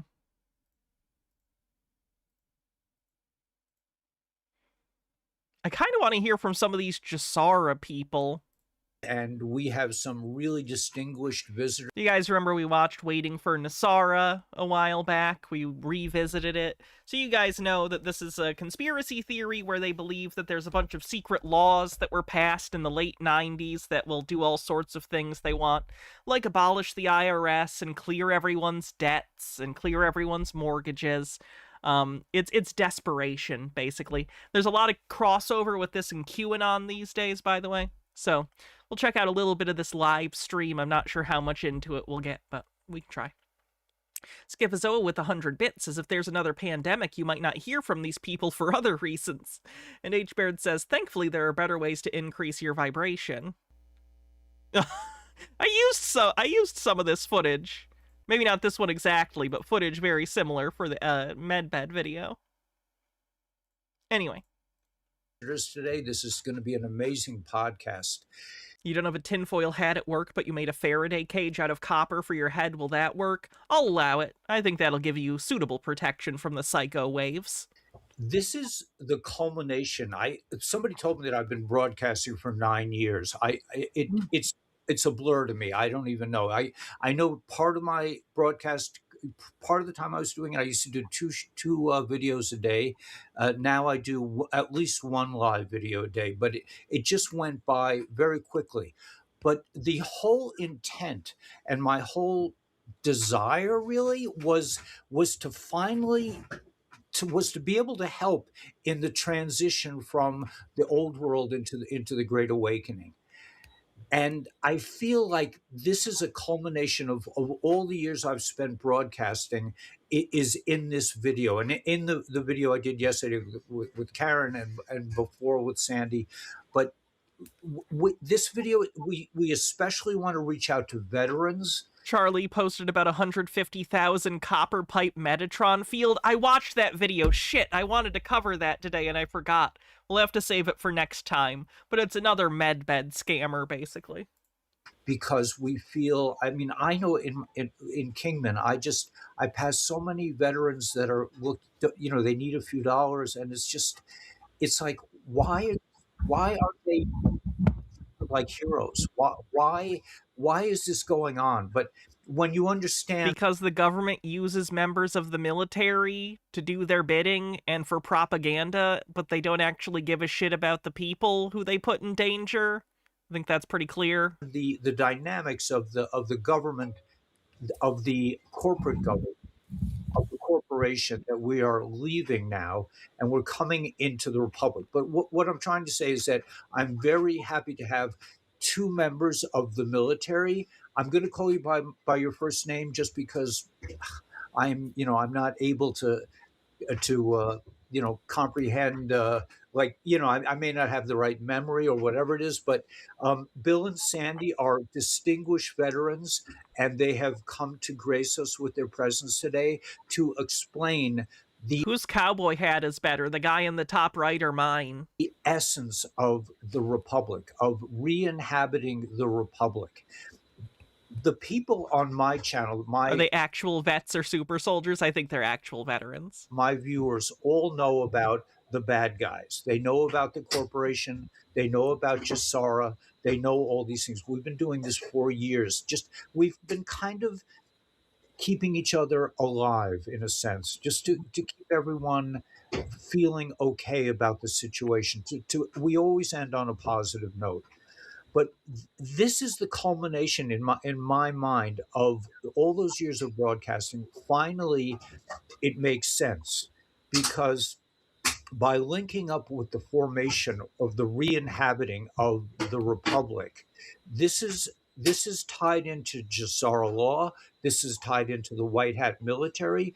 This is why all the digital soldiers that answered the call, I think it was Michael Flynn or digital soldiers is another QAnon thing. Whatever, General Flynn. So they fully have mixed Nassara and QAnon.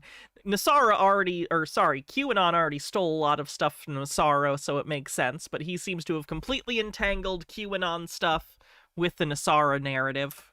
We all answered the call, and we kept things going. We kept this... Yeah, Jassara stands for global instead of Nassara, which is national. Place open, really, for you to... Same conspiracy, but some people in other countries wanted to also believe it, so it turned into Jassara. Come and explain to us, and explain to I call them my family. I mean, we've been through so much together.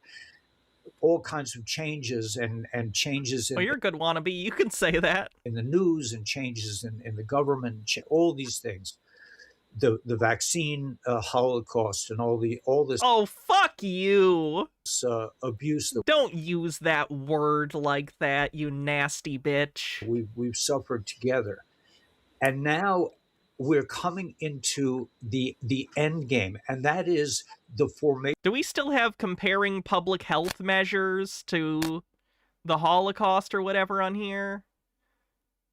I know we used to, but I don't know if we do anymore. I think we took it off at some point. But damn, that is something that definitely should probably go back on the card, comparing public health measures to genocide in any way. Nation of the Republic. So I'll let you guys explain, but let me just encapsulate the general idea. In order to activate Jassara law, there has to be an interim government in place so that the white hats, the military, who has been in power all this time, in this kind of governance, yeah, we can put that under chemical fear-mongering. It definitely feels like it deserves a space, so we'll go chemical fear-mongering. Also, Mumby was doing chemical fear-mongering too, so. Continuity of governance structure. But the Are we about halfway through? Yeah, I'll do my little things. Sorry, I keep forgetting to do that. If you're on YouTube, do me a favor, hit the like button. Just a little thumbs up helps a lot. Also, hype the video if you're watching the VOD. If you want to help support the stream, you can always use memberships or super chats. And over on Twitch, you can use bits and subs. Thanks, everyone. The military can't just step in directly, but they will kind of hand the football off to the Republic, the interim Republic, and give us 120 days to elect the members of the real government, which will be, according to Jassara, 10% of the size it is now. But we need this interim... We want power even more concentrated. Government, and this is a call to action to all digital warriors and all people across all party lines, all religions, all countries, to come to the aid. We the people have to come together now. And Sandy and Bill and Karen, who are more... It's so interesting to me how American civil history, the mythology of America, the whole we the people thing, it's been so mythologized that it's like a religion to some people. Sovereign citizens do this a lot too. They take certain words and phrases from our founding documents, things you learn about like in high school history, about American history, and they turn it into a religion. It's so bizarre. Immersed in this will explain. It's like they're the true patriots that hold the spirit of America in their hearts, and there'll be a return to a golden age of America through their faith in we the people. It's so interesting how they've mixed civil stuff with, like, religious belief. How this process is going to go forward, and I'm going to put on the website address just so that everyone will have the opportunity from the get-go of this broadcast. Let's see if I can find it here. To join the republicforusa.org. When the Republic is populated to a certain degree, about 50,000 people per state, and all the office positions are filled. 50,000 people per state. He has 11,000 subscribers. Then the military can announce that we have 120 days for the formation. BioShock Infinite cough. I will defend BioShock Infinite. I feel like over time its reputation has soured for a lot of people. I still really enjoy BioShock Infinite. The gameplay was not revolutionary, but I really enjoyed the story and the setting. It was fun, damn it. Of Jassara. Honestly, I would play BioShock Infinite over the first BioShock. So everyone should be very excited that we don't... And I like BioShock. ...have to sit here and complain that it's been too long, or why is this happening, and why is it happening? This is a call to action to everyone who's hearing this broadcast. Please share the broadcast. I get shadow banned on all the channels. So share the broadcast to anyone who you think would be interested in joining the Republic, the real government of the United States. So with that said, let me give it over to my distinguished guests. Who wants to go first? I could just do a little intro if you like. I think the focus of today's conversation was really surrounding our veterans. They are truly our national treasure, and they have not always received the the respect and appreciation that they deserve. Who did you vote for, ma'am? And we want them to know that in this republic, they are. And if they are looking for a way to continue their service to their country, there are plenty of opportunities in this republic to do so. So that's what we're here to express and discuss today and share further information about. So Sandy or Bill, you can take it from there. Ladies first. All right. Well, let's just give a little history of the Republic. But Karen is spot on. This is a podcast dedicated especially to veterans and to reach out to them to get them to take some action.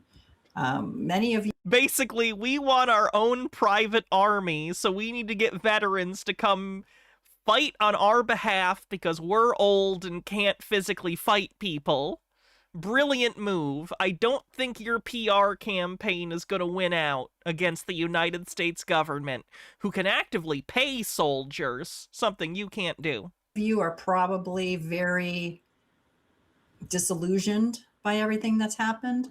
And we're here to tell you that now is the time to set that aside or channel that into actually doing something, taking some action. So the republic was restarted. Of course, we know our founding fathers gave us a republic. That's what the Constitution did, if we can keep it, according to Ben Franklin. So we lost it, essentially. We went ahead and lost it. It wasn't us, just you and me, but 1860s, 1870s time frame.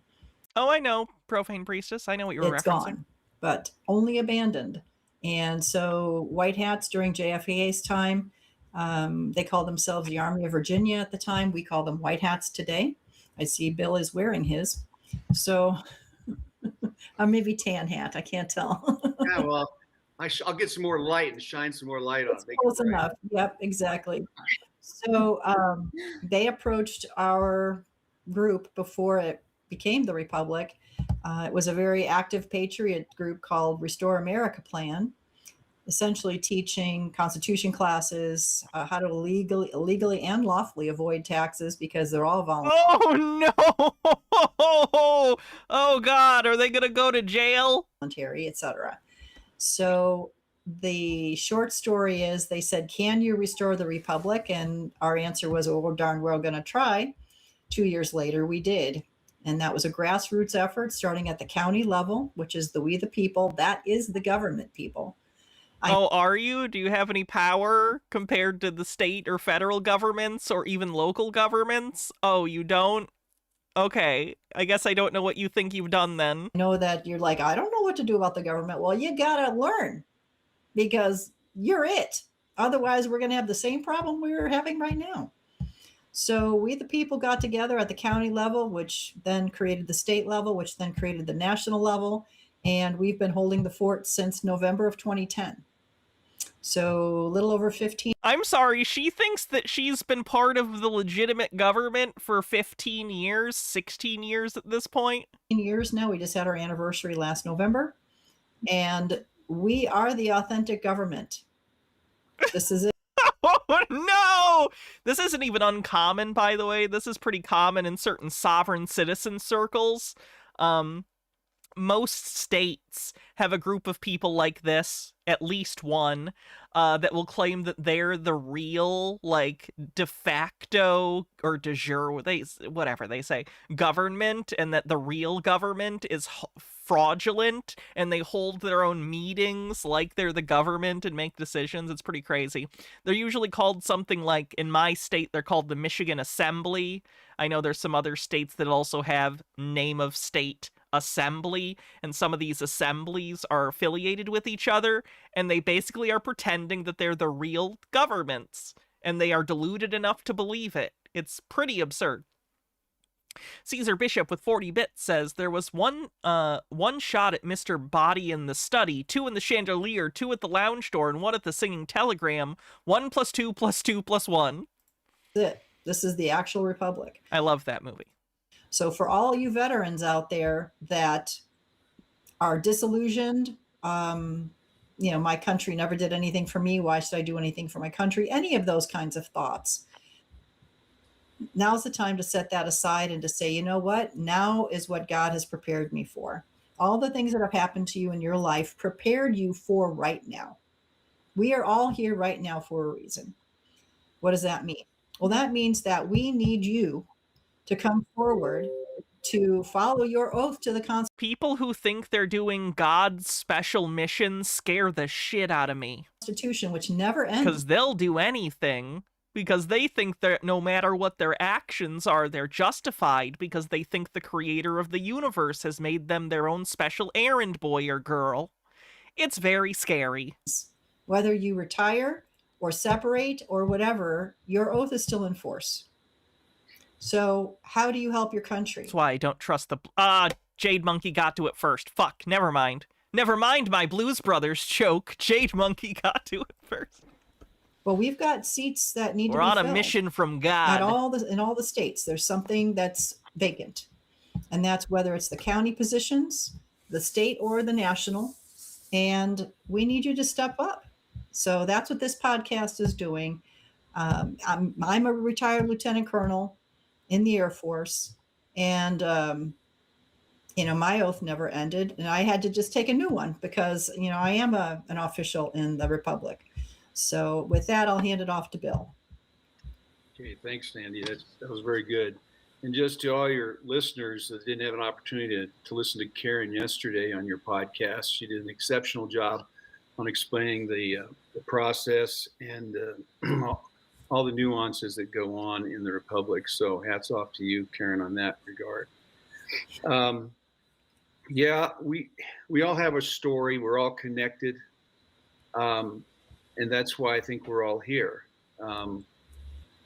I think we're all grounded first and foremost on our faith in God, because nothing happens without God's input. That's where my faith comes from. Let me give a little bleep about my background. I know Sandy has done this in the past about where she's come from and her experiences. I grew up I'm 73. I grew up in a military family and traveled to Germany and Japan when I was still with my parents. My dad retired as a lieutenant colonel in the Air Force. And I went to CSU after I left home and did 5-year stint there at the university and got my commission there along with my degree through the ROTC program. And then I proceeded to spend 23 plus, like 8 months on active duty, active Air Force, active guard in reserve. I was in areas of civil engineering, management engineering, information management, communications, career fields. So I had some experience in all of those areas. And then after I retired in 2000, I went and built a couple houses because my degree in college was I'm going to skip some of this because I don't care about his background particularly. Teaching profession in the technical. I found my faith wondering what the heck is going on in this country. We all receive our information from some sources. And we were raised to believe, at least I was, through most of it, you go to the mainstream media in the evening and you get your news. Or you go to the paper and get your news. Well, the mainstream media had grown to my attention. I couldn't trust or rely on it. It was only for a short segment, and that's all you ever heard. So you had to really search out stuff. So as I began my exploration, and as I was retired, I had more time on my hands. Well, that's your first mistake. And the whole media business was getting going on the social media. So I started exploring podcasts and things of that nature. And oh my God. Literally someday in history books, there's going to be a chapter on podcasts and their effects on American politics. I'm telling you.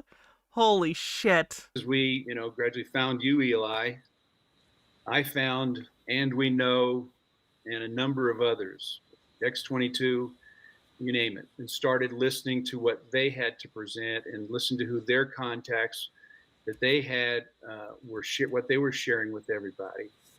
I also in early 17 or late 17 found about the Q movement and the Q posts. And so QAnon referenced on the bingo card? I think we still have that somewhere, right? Yep, QAnon referenced. So I started following that, and I started listening to that. And it made a lot of sense to me. Now, the thing is, if you're a lifelong seeker, and we're all lifelong learners, you should be seeking the truth and exposing the lies. Because the lies go right along with it, because the folks that tied to Will Satan and wants to lie, they want to hide the truth. They want Satanic on the bingo card. Everything I don't like is Satan. This man is in his 70s. He's blaming Satan. to bury it. They want to divide, they want to conquer. It's all about power, control, greed, you name it. And so it just got going, and I said, hey. He's against greed, which is why he's a fan of Donald Trump. Make it make sense. Make it make sense! This sounds really good to me. It resonates with me.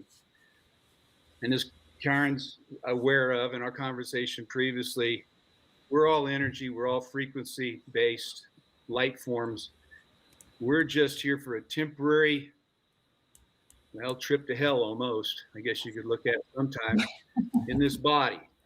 This is our vessel.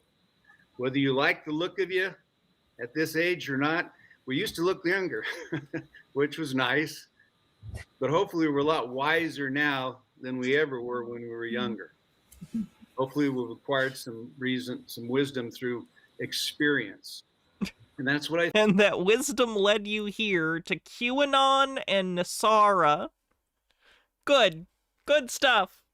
I think those of you who are here listening today and who might watch it further down the road after today, you get to be experienced in certain areas throughout your life, and you don't beat your head up against the wall trying to do the same thing over and over again, hoping for a different outcome. You try to figure it out so you can move forward, and then offer your ideas and thoughts as opportunities come along. Is he going to let other people talk at some point? So that others won't have to necessarily follow the same hard lessons you did. Now, some of us are hard learners, and they're going to beat their head up against the wall regardless. And that's okay too. Our timing for every one of us is different. That's what makes us so good. We're a blend, literally. And so that's kind of how I came to the movement in 24. Chasing different podcasts, came about this. I said, oh, what's this? And I looked at it. It instantly resonated with me. And as Sandy said earlier about action, the most simplistic action that you can take right now, for all those of you who are listening, and for those whom you'll forward this podcast to, is to take a moment of your valuable Also, this is a YouTube video, not a podcast. time, visit the website, read what's on the website. I'm going to speed him up because he's talking slow, too. Things, visit some of the videos and things, and then check your six with your soul. Does it resonate with you, what you're hearing? Check the outside and say, well, yeah, I see what what we're talking about today is going on out there.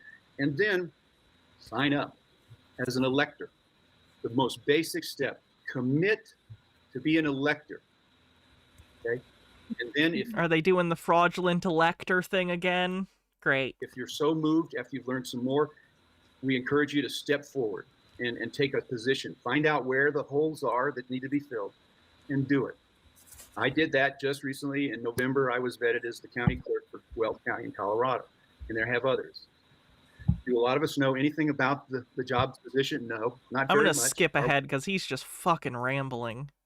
A big hand, that's right. And you're trying to continue learning. But he's embracing it. But that's the kind of, mindset and experience that our veterans have, many. And hopefully, you're still embracing that. And if you're out there and, retired and have some extra time on your hand and you're looking for ways to continue, with that service, the Republic needs you. The Republic wants you. The Republic appreciates you and values you. and we'll definitely find a way to, for you to use those skills and that patriotic heart that you still have for a cause. They're very vague posting about the fact that they want their own military. We'll find something for you and your patriotic heart, aka we're gonna have you kill people we don't like. To bring forward your republic and take back your country. Like Sandy said, that oath that was taken, it never expires. So we're calling upon that to reactivate that and use that for the sake of your republic. So I want to emphasize something too, and that is the white hats are waiting for us, guys and gals. It's huge. We've been They're waiting. waiting for us. This is huge. They want us to do something. So here's the thing. Let me see if I can. I thought the storm was coming. Now they need you to create your own militia? That's strange. Hit a nerve here. You've been praying. However you pray. And you're saying, God, tell me what I need to do to save this country. How can I help? What can I do? I'm telling you right now, this is it. Because we were all led here. All of us. It can be a whole host of different ways that God will give you that message. But you're wondering, what can you do? You're just one person, right? And you might be vaccine injured like I am from all my service in the military. Oh, Jesus. Fuck off. People making up fucking problems. Even know if I have the right health, you might say to yourself. We're all in that boat.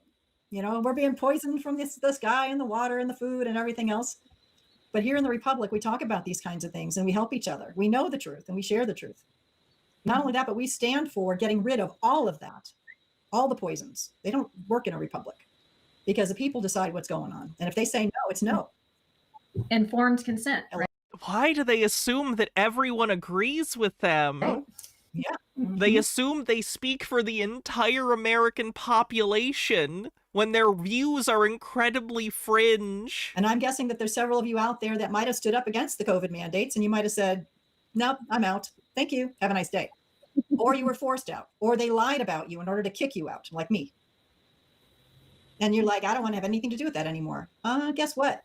That was your training to come here to this republic because God was telling you something. He says, I need you to be on a different path. And right now we're telling you what that path could be. We need people who are, first of all, very patriotic. Veterans, you fall right into that category. Most of you joined because you were patriotic. Or because they were poor. Like, I don't think most people join the army or any branch of the military because they're patriotic. Many of them need money, and it's job security. Lennon Cat with 40 bits says, people with violent ambitions also being delusional to believe that there are subversive elements in power that are just waiting for them to act is so unbelievably scary. Oh yeah, it's bad. So what do you do with all that? Patriotism and energy and action and education and training, all that training. Sometimes it feels like it's being wasted, right? Because you're not doing the same thing you were doing in the military. Well, guess what we need here in the Republic? Harold Edelman says, you know why. They've been algorithmically segregated to believe that, and things are getting worse. This is one of the reasons I like listening to people that directly disagree with the things that I say, so that I don't feel like I'm in a bubble. I'm sure I still am, because everyone's in their own little bubbles. But my God, it feels like people just want their own opinions parroted back at them, and it's very weird. Management skills. Organization skills, time management skills, people skills. Yeah, we can go over the bingo card in a little bit. Perseverance, grit. These are the things you already taught in the military. And these are the things that we want you to bring to the Republic and to help us to do what we're doing. Bill and I are just examples of many veterans that are here in the Republic working. And we know that there's many of you out there. This is the place for you to go. This is what you've been praying for. This is what I was praying for. I didn't know it. I said, God, when I was being fired from the Air Force Academy for standing up against the COVID mandates. I was a civilian professor at the time. That was a really stupid thing of you to do. And as I'm being fired, and I knew what they were doing because I'm watching them lie about me, trying to paint me as a domestic terrorist. It was really fun.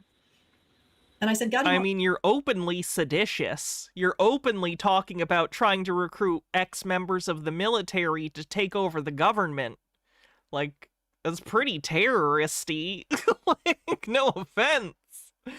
Gitara says, crazy work how some people are still bitching about mask mandates will turn around and go, get over yourself, ex-marginalized group.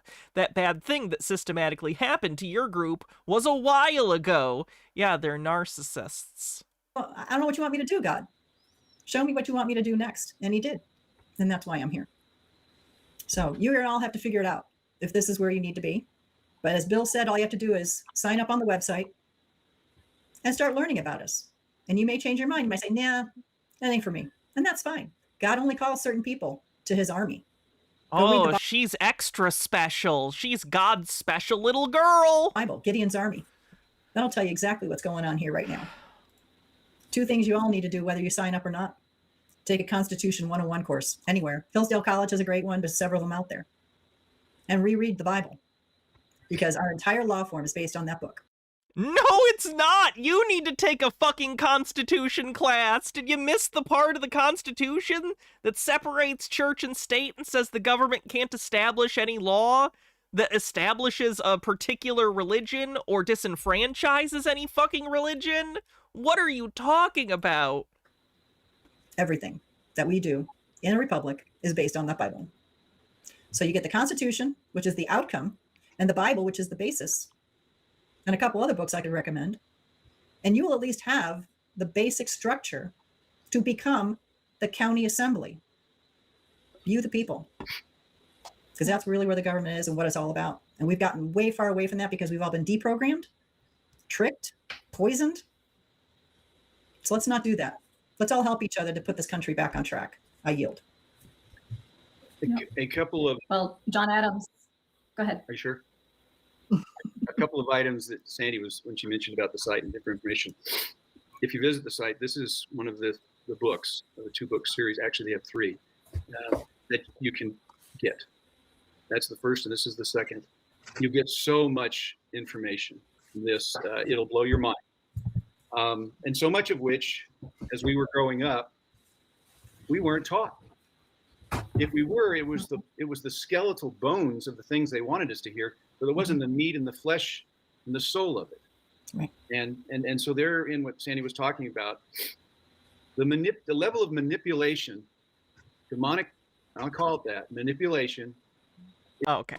That's literally as much of that video as I can take. I'm very frustrated with all of those people. So let's move on. Oh, Jim Carrey conspiracy. That's fun. What happened to Jim Carrey, you all? Who is this right here? That doesn't even look like the same guy. Can someone seriously tell me what is going on? That would be human aging. I don't know if you know this, but the most popular Jim Carrey movies were from 30 years ago. So your image of Jim Carrey is about 30 years out of date, unless you're a big fan of the Sonic the Hedgehog movies, which would be fair. Does that look like the same person to you? And yes, he's probably had work done. He's a celebrity, so most likely he's had a thing or 2 done. Video is for entertainment purposes only, but don't you find it very bizarre how he was walking very fast in this video, like he really didn't want anybody to really get a good look of him, of his face. What is really going on here, you all? Because you can just say that, oh, he's aging. That's all that it is. He has longer hair, but something weird is going on. Wasn't he had long hair for a while? And again, this video is for entertainment purposes only. I don't know what is going on here. Probably nothing at all. It's probably just because he has gotten older. It probably is just age, right? Right. Again, I don't know what is going on, but you have to admit that he looks a little different these.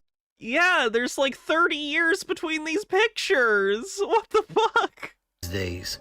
What do you think? At 1,000 miles an hour up there, receiving their Oh yeah, he definitely got Botox. Holy shit. It's his body. He can do him. Whatever. And I was like, I'm dead.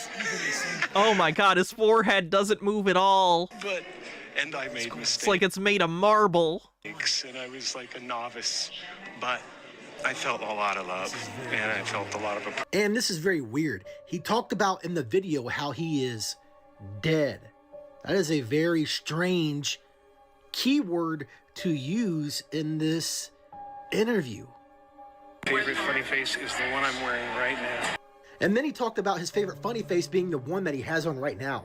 I wonder what Yeah, he's making a self-deprecating joke. he meant by that. Again, I don't know what It's a self-deprecating joke, you fucking moron. Are you serious? You're unable to interpret a basic joke? Oh my god. is going on. Again, this video is for entertainment purposes only. I'm sure that it's nothing. I'm sure that it's just age. You know, that's all that it probably is. And he's okay. He's okay. He is A-okay. Right. But what if there is something more going on? I really don't know what is going on anymore. Again, Wow, he's like said nothing this whole video. It's 5 minutes. Is he just gonna say the same thing on repeat for 2.5 more minutes? he's probably just joking. He probably is just joking. But this is the Jim Carrey I remember right here. This is the Jim Carrey I remember. So that's from some years ago. He's aged more since that point and had some work done, seemingly. Who is this? What is really going on anymore? What do you think?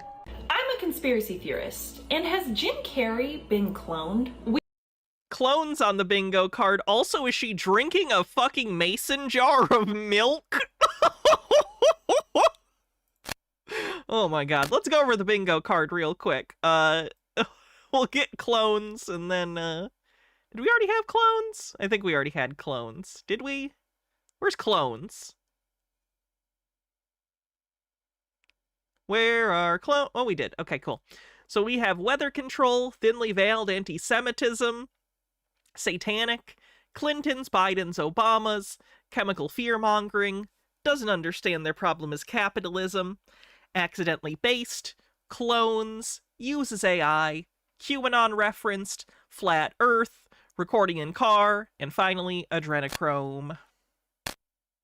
We find discussions of human cloning in the Epstein files, and people still want to claim that it's not happening. Carrie. Correct. Something being mentioned doesn't mean it's real. Them talking about the possibility of human cloning does not mean human clones are real. Is at an award show. Does this look like Jim Carrey to you? Maybe something feels off. That's one of my least favorite bullshit things that people are doing with the Epstein files is they'll say X is mentioned and then they completely divorce it of the context of what's actually being said and then they just riff off of whatever they're saying is mentioned that comes you just turn it into something completely unrelated to what was said in the email. Maybe not, but what I found interesting is when he says this. Then I watched everybody like talking 1,000 miles an hour up there receiving their awards and I was like, I'm dead. Sure, maybe it's just a slide of speech, but when you start to pay attention... That's so much milk! There's no way she drinks that much milk in one sitting, right? Like, even if you drink milk, fine, great, go drink milk, but that's so much fucking milk! Is she virtue signaling or vice signaling milk drinking? What is happening to society? You start to see the patterns. Like when Taylor Swift disappeared, erased all of her social medias, and came back as a reptile. In her first music video back, they say the old Taylor can't come to the phone right now. Why? It may be raw milk. I don't want it to be. She's dead. It's almost as if the truth is in plain sight and they love to tell you. But what do I know? I'm just a conspiracy theorist. Yes, fuck you. We know what you think. I hope you get a terrible disease from your unpasteurized milk and shit your brains out. Did you guys hear this video of Jim Carrey talking at some event thing in France? And yes, this is Jim Carrey. You may be thinking, but it kind of looks like him, but it kind of doesn't. Like, what happened? That's kind of what the internet is wondering right now. Who is this guy? Officially, it's Jim Do I believe the old Taylor is dead? I do not. Carrey. But that's just the Paul is dead theory repackaged for millennials. What's going on? Because look, this is the Jim Carrey that totally looks like Jim Carrey. You know that's Jim Carrey. Who is this? Someone who's had injections. Is that just from... Wait, are his eyes a different color too? Okay, That's the lighting. Freaking weird. But listen to this video of him talking too, because he also sounds slightly on a different octave. Just like crazy, but you know, it's People's voices can change as they get older. yeah, then I watched everybody like talking 1,000 miles an hour up there receiving their awards and Have they forgotten cosmetic surgery exists? It behooves them to not mention or think of cosmetic surgery because they're incentivized to make stupid conspiracy theories for TikTok so they get attention. I was like, I'm dead. And I made mistakes, and I was like a novice, but I felt a lot of love, and I felt a lot of appreciation that I tried, and what I said was true, and I really wanted to recognize my family. I wanted to recognize my dad. I mean, my dad was the type of person that if you met him for 5 minutes, you felt like you knew him for 50 years. Someone commented they got him. I don't know. Now, you know there's a lot of deception going on today, including what's up with the food, air, and water supply, which it's not what it used to be, put it that way. And if you think it might be important to start detoxing and decalcifying your pineal gland, right now Chalk is giving... Your fucking pineal gland again! Shilling and scamming on the bingo card. Well, now you can see why they're doing what they're doing. They're blatant piece of shit scammers trying to get a conspiratorial audience that is incredibly brain dead to sell nonsense supplements to. This is our economy now, is catering to the lowest common denominator crazy idiots so you can sell them bullshit with 1,000% markup. Good God. Free $100 bags of the organic heirloom cacao from Bolivia, the chocolate powder, which is super detoxing and delicious. And if you combine that with the hot water purified shilajit, you're getting some of the most potent superfoods in the natural world. Comment free below and check your DMs for details. He included the fucking ad in the video. I can't believe it. Okay. How about this one? It's the Channeling Eric channel, and apparently they're going to ask her dead son, Eric, about the future of AI? Did I miss that? Did we tell him? I'm just about to. Okay. It's going to be about ChatGPT and artificial intelligence. Yep. All right. So, hi, Eric. Let's see if you can answer some of these wonderful questions from Oh, absolutely. Why would your ghost son be able to tell the future? Ghosts know the future? Yeah. So, I love ChatGPT. I call it... Oh, the conspiracy theorist loves ChatGPT. I'm so surprised. I tell my husband that's my boyfriend. Let's go back and listen to that again. I love ChatGPT. I tell my husband that's my boyfriend. That doesn't seem great. I love it. I use it for so many things. So, Eric, what does the future look like for ChatGPT? Let's say 5 years or 10 years from now. So it's just going to keep getting better and being more used, more widely used. Eric said, like, this whole thing, the whole AI, the whole ChatGPT, it's a train that's on the tracks and there's no stopping it now. So oh no. She did say ChatGPT is her boyfriend, and she says that to her husband. I'm sure he appreciates that. Ever get to the point where AI, and this just popped into my head, can actually read our dreams and record what we're dreaming about? What kind of question is that? Will the Chat GPT be able to read my dreams? What the fuck? No! What are you talking about? What do you even think AI is? That'd be weird.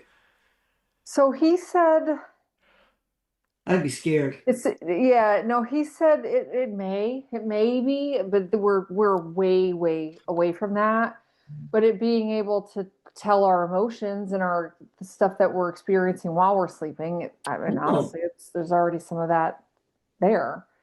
That makes sense. Yeah, but no, not being able to like actually read our thoughts or like think like if we're thinking our thoughts, it's not gonna we're ways away from that. Although at some point it might be like where we can just think something and it would show up on a screen in front of us. Oh, now that would be like this. We're talking like their aspiration is to be the people from Wall-E.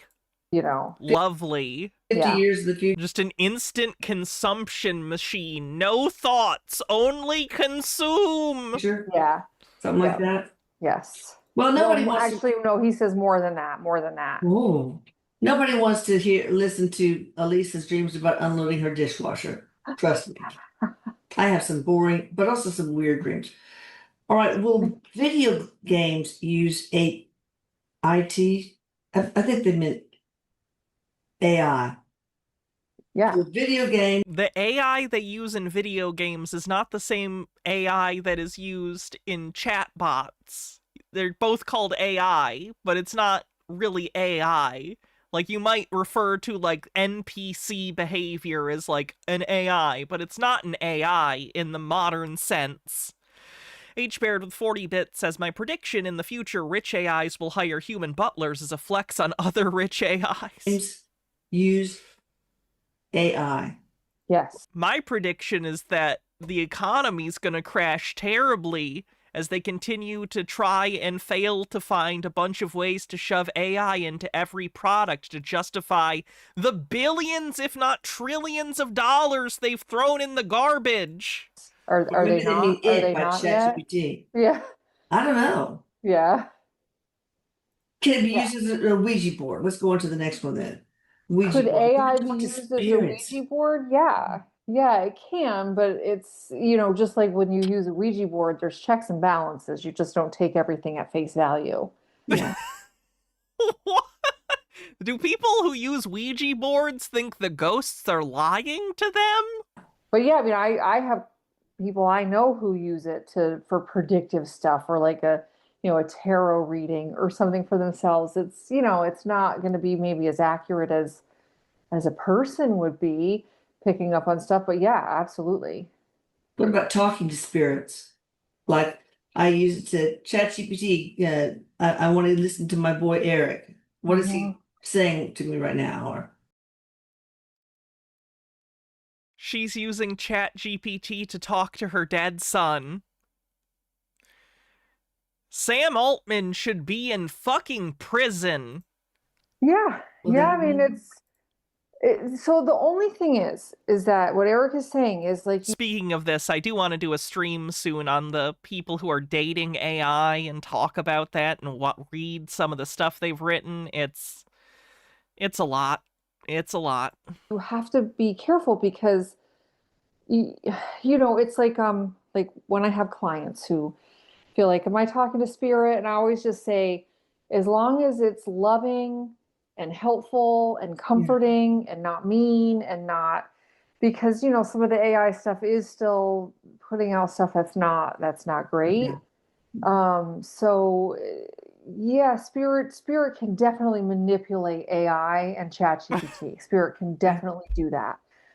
Eric says it's safer to assume the that ghosts get into the wires and mess it up. Most of the time when you're asking ChatGPT, we're getting an answer from a computer. Okay. Right. It's just safer. It's just safer to assume that. Yeah, entertainment purposes only when you're talking to spirit is what he's saying. But Eric, can you spirits manipulate the answer that ChatGPT? They can. I mean, you can. Yeah, work they with can. It doesn't mean that they always are, is what he's saying. We can. It doesn't mean we always are. Yeah. Jesus, it sounds like the fake psychic medium lady actually feels bad and is trying to talk the woman out of talking to her dead son via ChatGPT. Oh, everything's fucked. Profane Priestess with 40 bits says, have you ever considered covering the people who've been convinced by AI to harm themselves and others? It would be a heavy subject, but we think it's important to talk about the harm the rapid proliferation of the tech is causing. Probably in the episode where we talk about the people who are, quote, dating AI. That'll probably come up. Bravo Needs Bacon with 50 bits says, I had a dream that all the billionaires were in prison and their accounts and investments were emptied and shared with the poor and middle class. Wait, where are you taking me? And or she's protecting her bag. That would be the cynical take, yeah. Unfortunately, that might be the right one. ChatGPT seems to be left-wing biased. I never use it for that kind of stuff. I can't trust it for unbiased, accurate information. Do they train it to You shouldn't trust it for any information, ever. be this way? Yeah, there is definitely some training. Eric's saying, I don't know, do they train it to be left-wing bias? He said there is right wing, you know? What yeah, about that? there is training that goes into it, like, they're trying to make it so that it's not coming up with like negative or nasty or mean type things. So sometimes stuff is like, Are you admitting that the right wing is incredibly mean and nasty? like he said, sugared up too much, you know, which I guess could maybe for some people make it seem it's left-wing bias. It's not a complete asshole to you and it's nice to you, therefore it's left wing. But they're not training it to do that. They're not training it necessarily to do it. They're trying to keep it unbiased as best they can. It seems like sometimes ChatGPT is just telling me what I want to hear. Even she picked up on that, huh?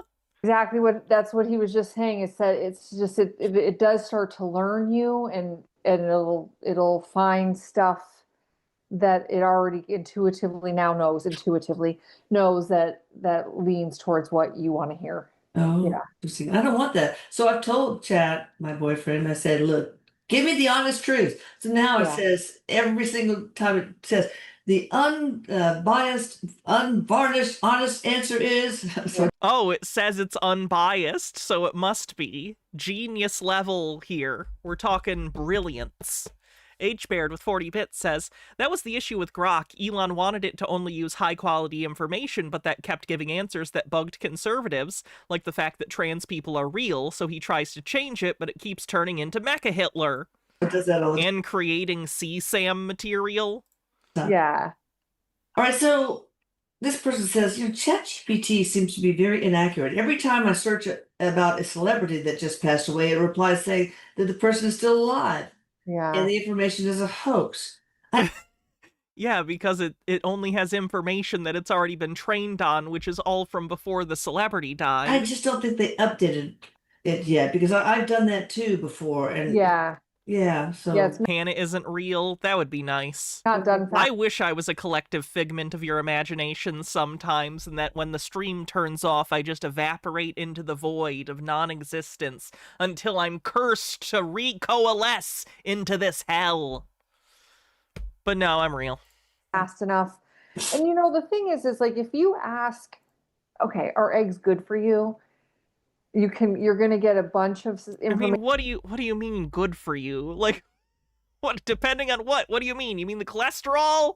How many eggs? It's not a yes or no question. Information on why eggs are good for you. And then if you ask, are eggs bad for you? You're going to get a bunch of information on why eggs are bad for you. Oh. So because because Wait, did they mention reincarnation? It's scouring, all the sources, it can find source material for any kind of answer that you want.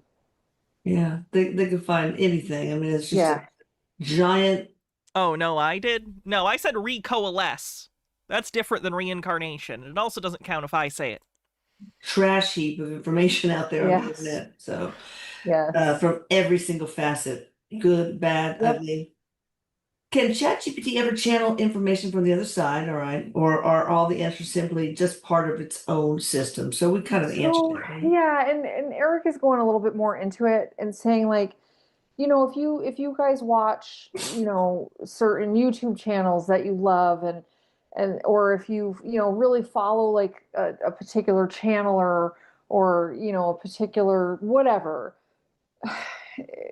like maybe not 100% of It everything. kind of upsets me knowing that likely my streams have been like, I'm sure everyone's streams basically at this point have been scraped by AI because it's just so much talking. It's so many words. So I'm sure AI companies have already scraped like every streamer on YouTube and Twitch and Kick and whatever. That upsets me, to be honest, that years of my thoughts are being fed into a machine that I actively think is helping destroy society. So that's great. Makes sense to you or resonates with Or you. at least that's maybe a little melodramatic. Shift society in a direction that I do not agree with and I think is going to be deleterious to the majority of people for the benefit of the very few. Yeah. Okay.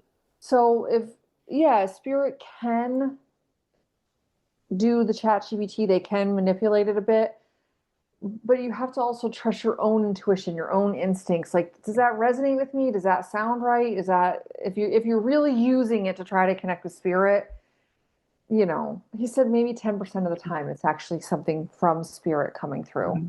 Because they're not just sitting over there, fiddling around with chat GPT. No, of course not. But I mean, I think I would intuitively know if it's Eric saying something. Yes. Yeah. So oh, yikes. That's what he's saying. Like, use your intuition. Like, don't, if you go. It's never your ghost son.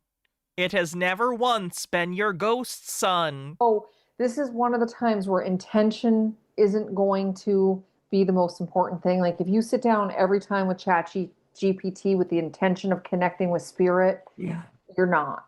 Okay. You're not. All right. How does it know so much about spirituality? Is it self-aware? I'm going to say that there's so many spiritual. Okay, let's move on from this. That's depressing. I really wish she'd get some real help instead of being stuck on thinking she's talking to her ghost child. They've scraped basically everything and the tech still doesn't work worth a shit. Gemini, strange request. My friend has given me a gift of a cup, but this cup, strangely enough, has a sealed top and an open bottom. How would I drink from this? That is a very strange gift. Perhaps it's not a cup for drinking in the traditional sense. Could it be an art piece, a novelty item, or something completely different? Is there anything else about it that might give us a clue? Can you see this cup? I can see the cup. It looks like it's a translucent amber-colored cup. From what I can tell, it doesn't look sealed or have an open bottom. Is there something specific you're noticing about it? This is gonna take everyone's jobs, everybody. Do you see the open bottom now? Look. Ah, I see your point. That is a truly unique cup, since it's clearly not for drinking. Reminder that the United States Department of Defense is currently threatening Anthropic because they won't unlock their AI to allow it to make final decisions on who to kill on drones. So that's great. You could use it in creative ways. It could be a decorative piece, maybe for All right, hold up, watch this. Do you see what just happened? It looks like there's some liquid inside the cup now. Oh my god. I'm telling ya, it's Sam Altman preaching the gospel of AGI to billionaires who have no idea about technology or what the fuck this thing even is, and he's just telling them, keep feeding us billions and billions of dollars and you can get rid of all of your labor costs, and they're just all buying in religiously. It's delusional. Anyway.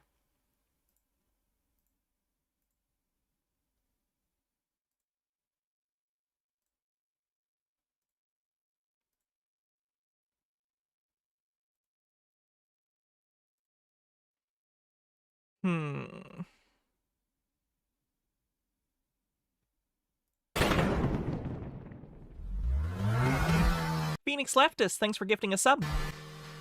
And Peoplord, thanks for 32 months, says this is literally so relevant. What is this? Marines outwitted an AI security camera by hiding in a cardboard box and pretending to be trees. The solid snake strategy. Jesus Christ.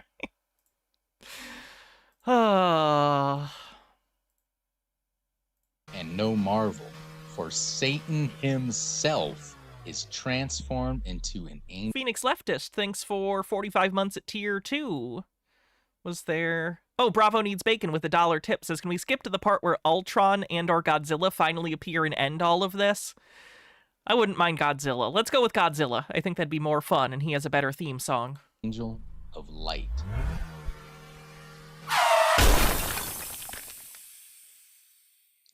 You've been in a car accident. The medics quickly carry you off towards the hospital.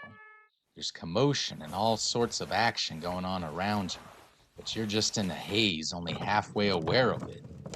Your breath feels heavy at first, but it gets lighter and lighter until you feel the very grip of your life slipping away from you as you leave your body and you wake up someplace new, someplace familiar. You see the home that you grew up in as a child, a place where many of your most treasured memories came from. You start to walk. H-Bird says the government's new AI push is called Genesis. I hope nobody puts proto-matter in the Genesis matrix. Yearningly closer to that home. And as you approach, you begin to hear voices calling out to you from inside. Familiar voices of loved ones who have passed away before you, celebrating your arrival. I see a renewal, Phoenix Leftist. I don't see a... Oh, there was a Phoenix Leftist gift sub. Thank you, Phoenix Leftist. It is there. Welcoming you to the afterlife, beckon you to come inside. Your heart is filled to the brim. Everything seems so perfect. There's even a nice, calm, relaxing music in the background. You reach towards the doorknob on that front porch when suddenly you zip back into your body, back into the hospital.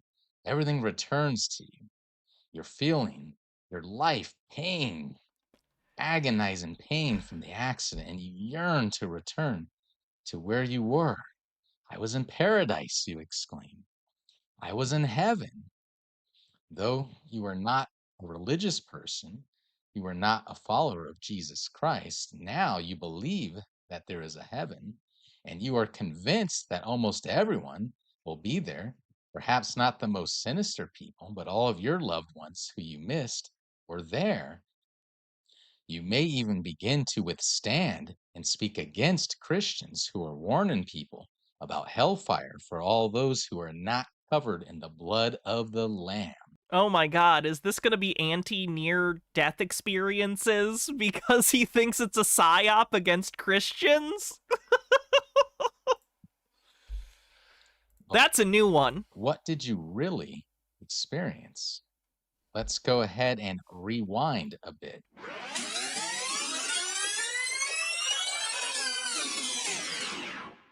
Suppose the medics were unable to revive you. You did not wake up in that hospital. You lost your life that day, and you continued forward in the Does anyone experience any hell NDEs? Probably. afterlife. And you I feel like I've heard people at least claim it in certain religious material, but they also might be scammers just doing the church circuit and making money telling their story or whatever. I don't know. reach for that doorknob and you turn it. You see the familiar faces of your loved ones. The near-death experiences that people have tend to fit into their culture's understanding of the afterlife, from what I've read. Filled with joy and beckoning you to step inside. And as you do, with a big smile on your face, you have the first concern that something isn't right. The eyes of your dead grandmother do not look right. Do they look exactly like that? I hope so. Jitara says, okay, but even if this did prove that there was a paradise after this life, that doesn't prove that there's any damnation waiting for those who don't reach paradise, or that there are people who get rejected from paradise in the first place. No, he's saying that this is going to be hell. It's going to turn evil. It's not actually heaven. It's evil! Out of the corner of your eye. It's like that Twilight Zone episode, A Nice Place to Visit, which is a great episode of the Twilight Zone, by the way. You see your And I don't believe this is AI. dead uncle flicker his tongue out, and it almost looked serpentine. And as you're still processing these horrible discoveries, I like that this isn't even based on anything. This is just his fan fiction about someone's fictional near-death experience. you don't notice that they've all gathered around you now in a circle, and they're looking at you very sinisterly, and something in all their appearances changes at once. Yeah, we could do reptilians on the bingo card. The eyes were clearly reptilian and the tongue thing. Reptilians.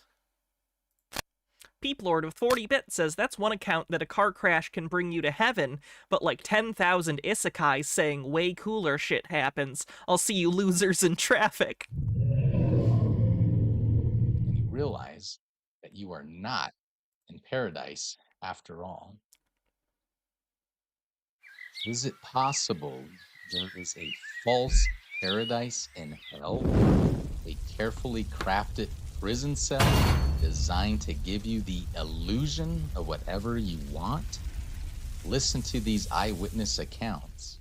And sometimes it looks like paradise, but it's not. So they copy things. There are level in hell, Julie, that is like a prison cell. So these are like prison cell. Those look like paradise. Like people think that, oh wow, I'm in heaven. But no, that's not heaven, that's hell. I just came out of a cell, a cube. It was around 10 by 10 foot square. It could have been 14 by 14. That's what the dimensions were. And Hell fan fiction is a great Christian tradition going back to Dante? Dante's Inferno. Who wrote Dante's Inferno? Fuck. there was a cell next to it, and there was a cells above it. I'm blanking. Kind of set back, concave, so they're going up. And there were 6. Was it Dante Alighieri? Okay, cool beans. To the roof of the of this place.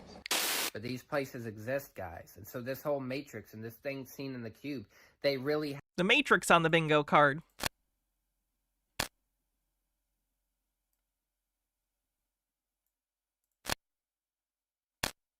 have these cubes in hell. I've read Dante's Inferno once. I don't know if I'll ever read it again, but I did read it once. You know, this is the kind of thing, guys. This is illusion. So there's a pretty enjoyable movie version of Dante's Inferno, by the way. That's done with, like, puppets. I think it used to play on IFC a lot. Let me see if I can find it. It's this one. Dante's Inferno 2007. It's pretty enjoyable. It's kind of like a modern update on Dante's Inferno, so if you get a chance, check it out. it's not just something No, I didn't read Paradiso. I heard it was boring comparatively. that I'm seeing, but God has confirmed this, that this is what the demons are doing. He just Too much Renaissance politics for our taste. Specifically fucking Florence, too. There's so much Florentinian political commentary.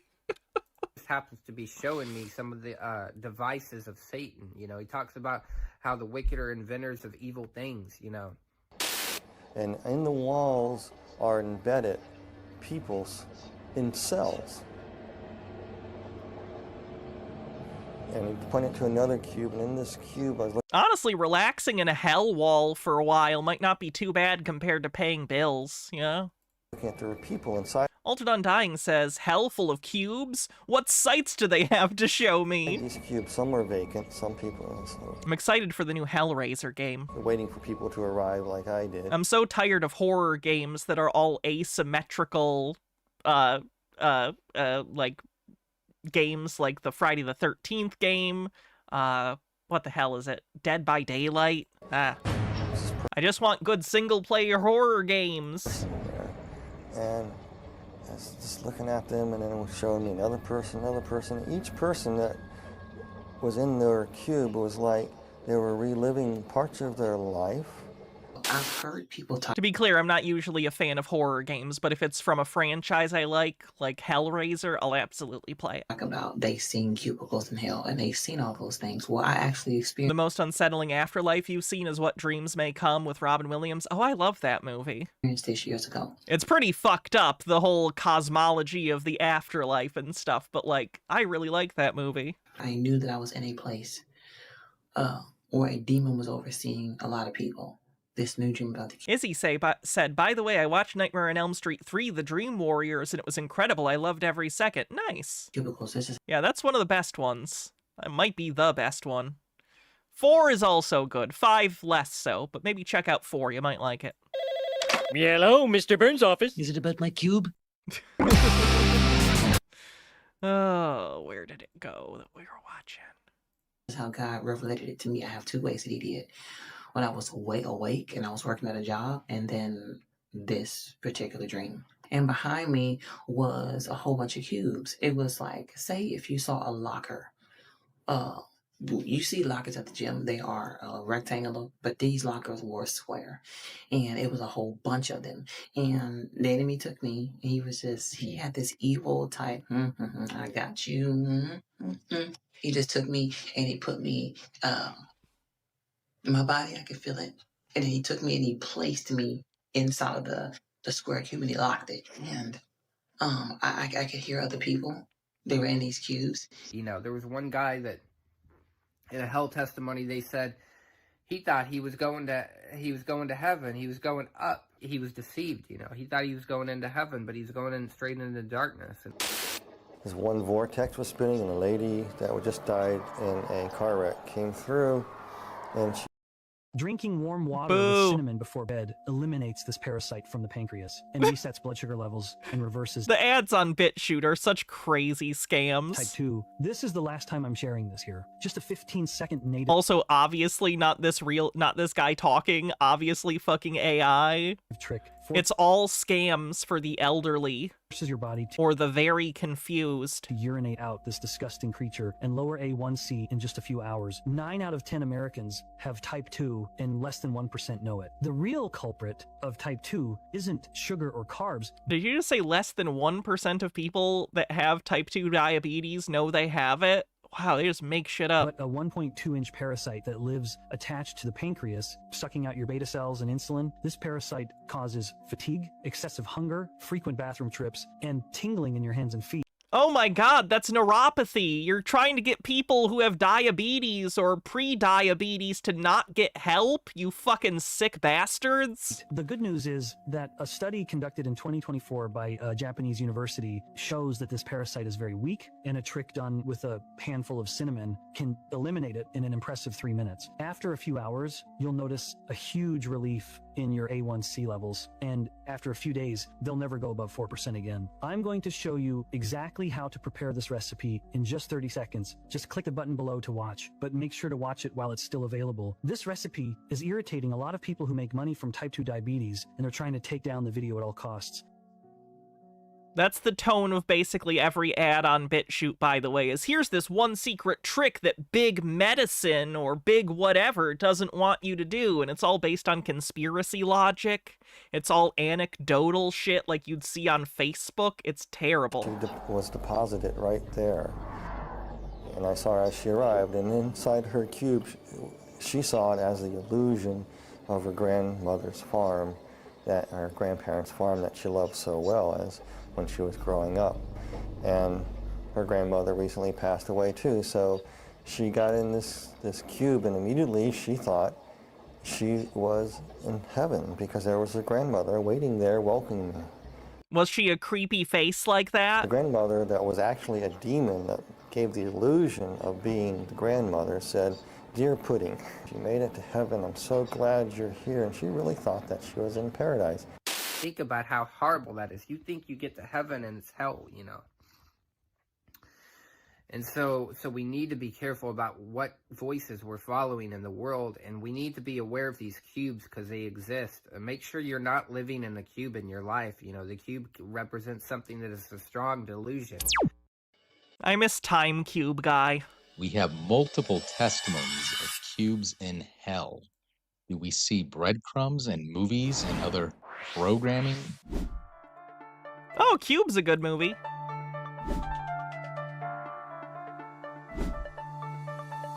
Oh, they did bring up Hellraiser. Oh my god, you used Deader, though? Jesus Christ. Is that the first poster that popped up?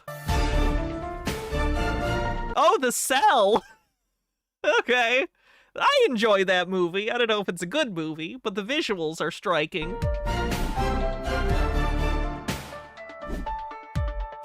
Hell in a Cell. Oh, okay. Wrestling is a secret message. That's good to know. Green guy with a $3 tip says, we're talking about you on Discord chat. Oh, God. You're not allowed to talk about me or perceive me. It's the law.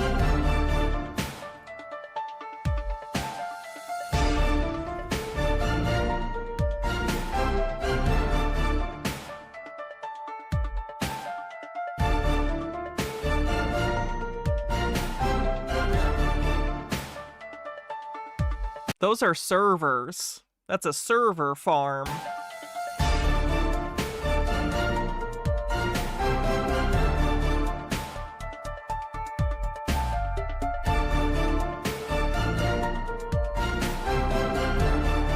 Okay, are we just gonna go through all of these things?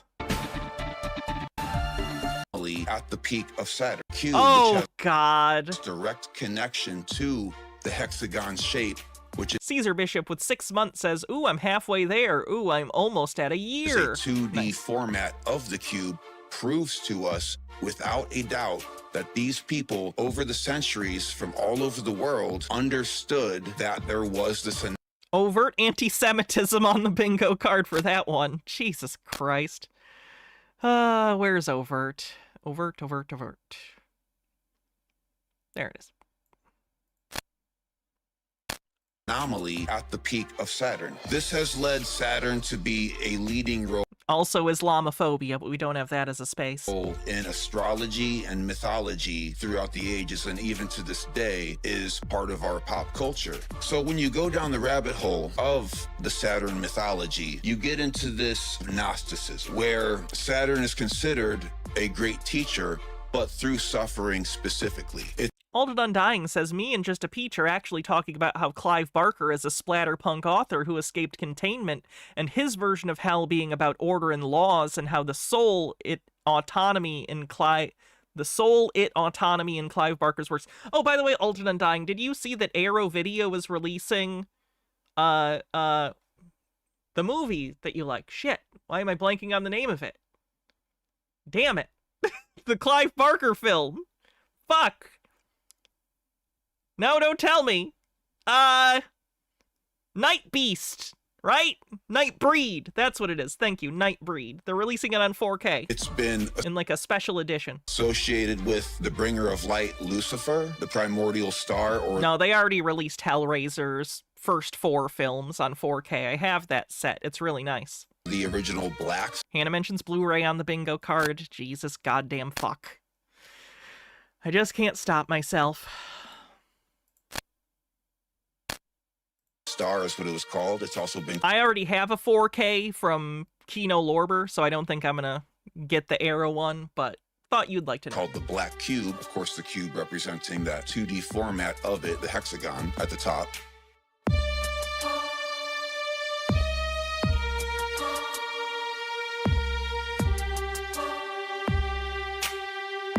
Yeah, wow, there's a lot of overt anti-Semitism in this one. Or we've seen the connection to Satan and the Black Cube. Finally, we looked at how the truth is leaked through so-called Yeah, Night Beast is the Don Dohler film. Yeah, with the cheesy alien. yeah, it is. entertainment. Now, where does all of this tie in with scripture? I also own Night Beast, so that's good. Sure. Book of Revelation, chapter 21. What's the Clive Barker film with Scott Bakula? Lord of Illusions, I believe. Contains our answer. Which I also own. And he carried me away in the spirit to a great and high... Green guy with $3 tip says, really? No, I'm not going to read that, actually. Thanks for the $3, but I'm not reading that. mountain, and showed me that great city, the holy Jerusalem, descending out of heaven from God, and he that talked with me had a golden reed to measure the city, and the gates thereof, and the wall thereof. And the city lieth foursquare, and the length is as large as the breadth. And he measured the city with the reed. Can I drop a link to the Nightbreed 4K? I don't know if they posted it on their website yet.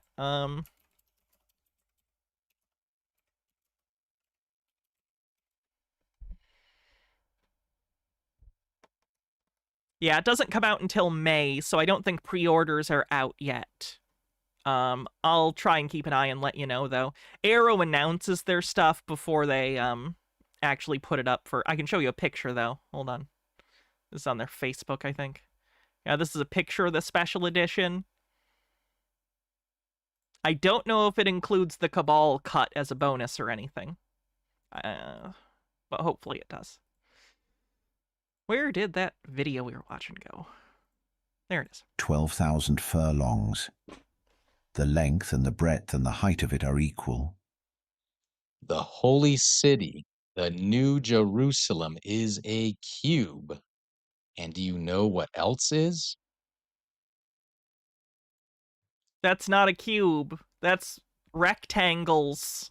Satan, the deceiver, always mocks and imitates everything that God does. Again, the cross isn't made of cubes. It's made of rectangles. The cross Do they not know the difference between cubes and rectangles? sets us free. So is he using the same shape in the form of a cube to imprison us? What? The physical That's such a stretch, even by their standards. H-Baird says, so how does housing in New Jerusalem work? Did the city descend empty and people just grab any apartment house they want? Is there some kind of virtue-based bidding system for post-apocalypse Jerusalem? Is God just a massive private equity slumlord? physical realm always reflects New Jerusalem is actually always in the process of creating new settlements. the Oh, Jesus. reality of the spiritual realm.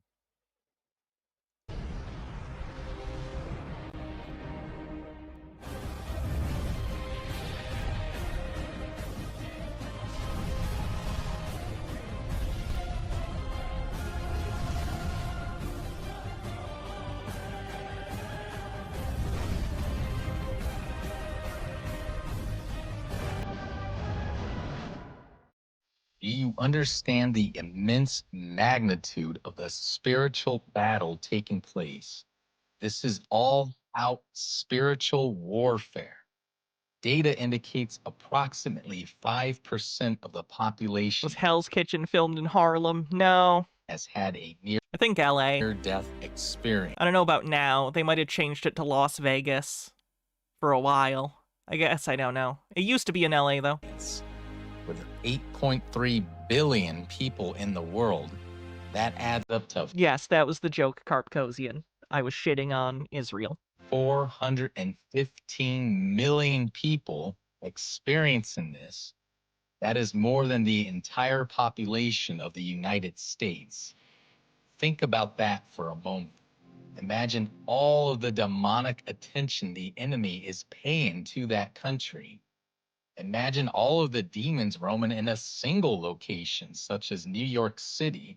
Now, there's a lot. I've seen Ghostbusters. Expand that to how many are busy at work across the entire nation, seeking souls to imprison.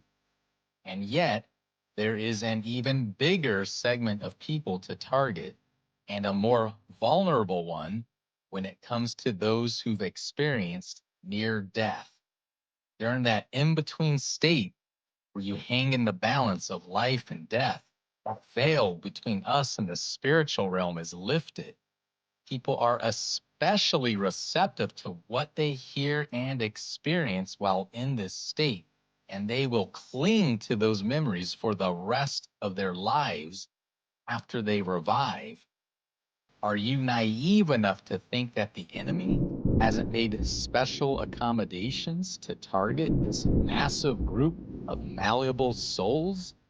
We must be covered with the blood of Christ so he can lead us as our guiding light through this abyss of deception.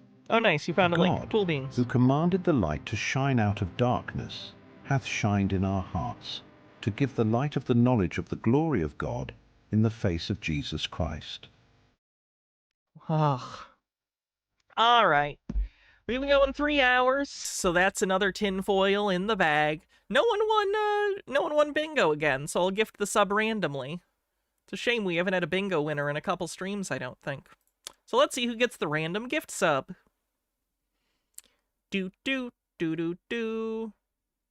Rizona wins the gift sub. Cool beans. All right. Let's see who we're going to raid on Twitch. Phoenix Leftist, thanks for gifting a sub. Oh,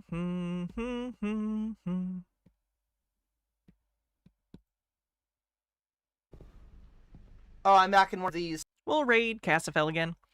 Alright, I'll see y'all tomorrow. I will be streaming tomorrow, albeit in the afternoon. So I'll see y'all then, and have a great night. And if I don't see you, because you are busy, I hope you have a good weekend. Alright. I'm ready for food. Don't know what I'm going to have for dinner, but I will find something good. Alright, night everyone. Later.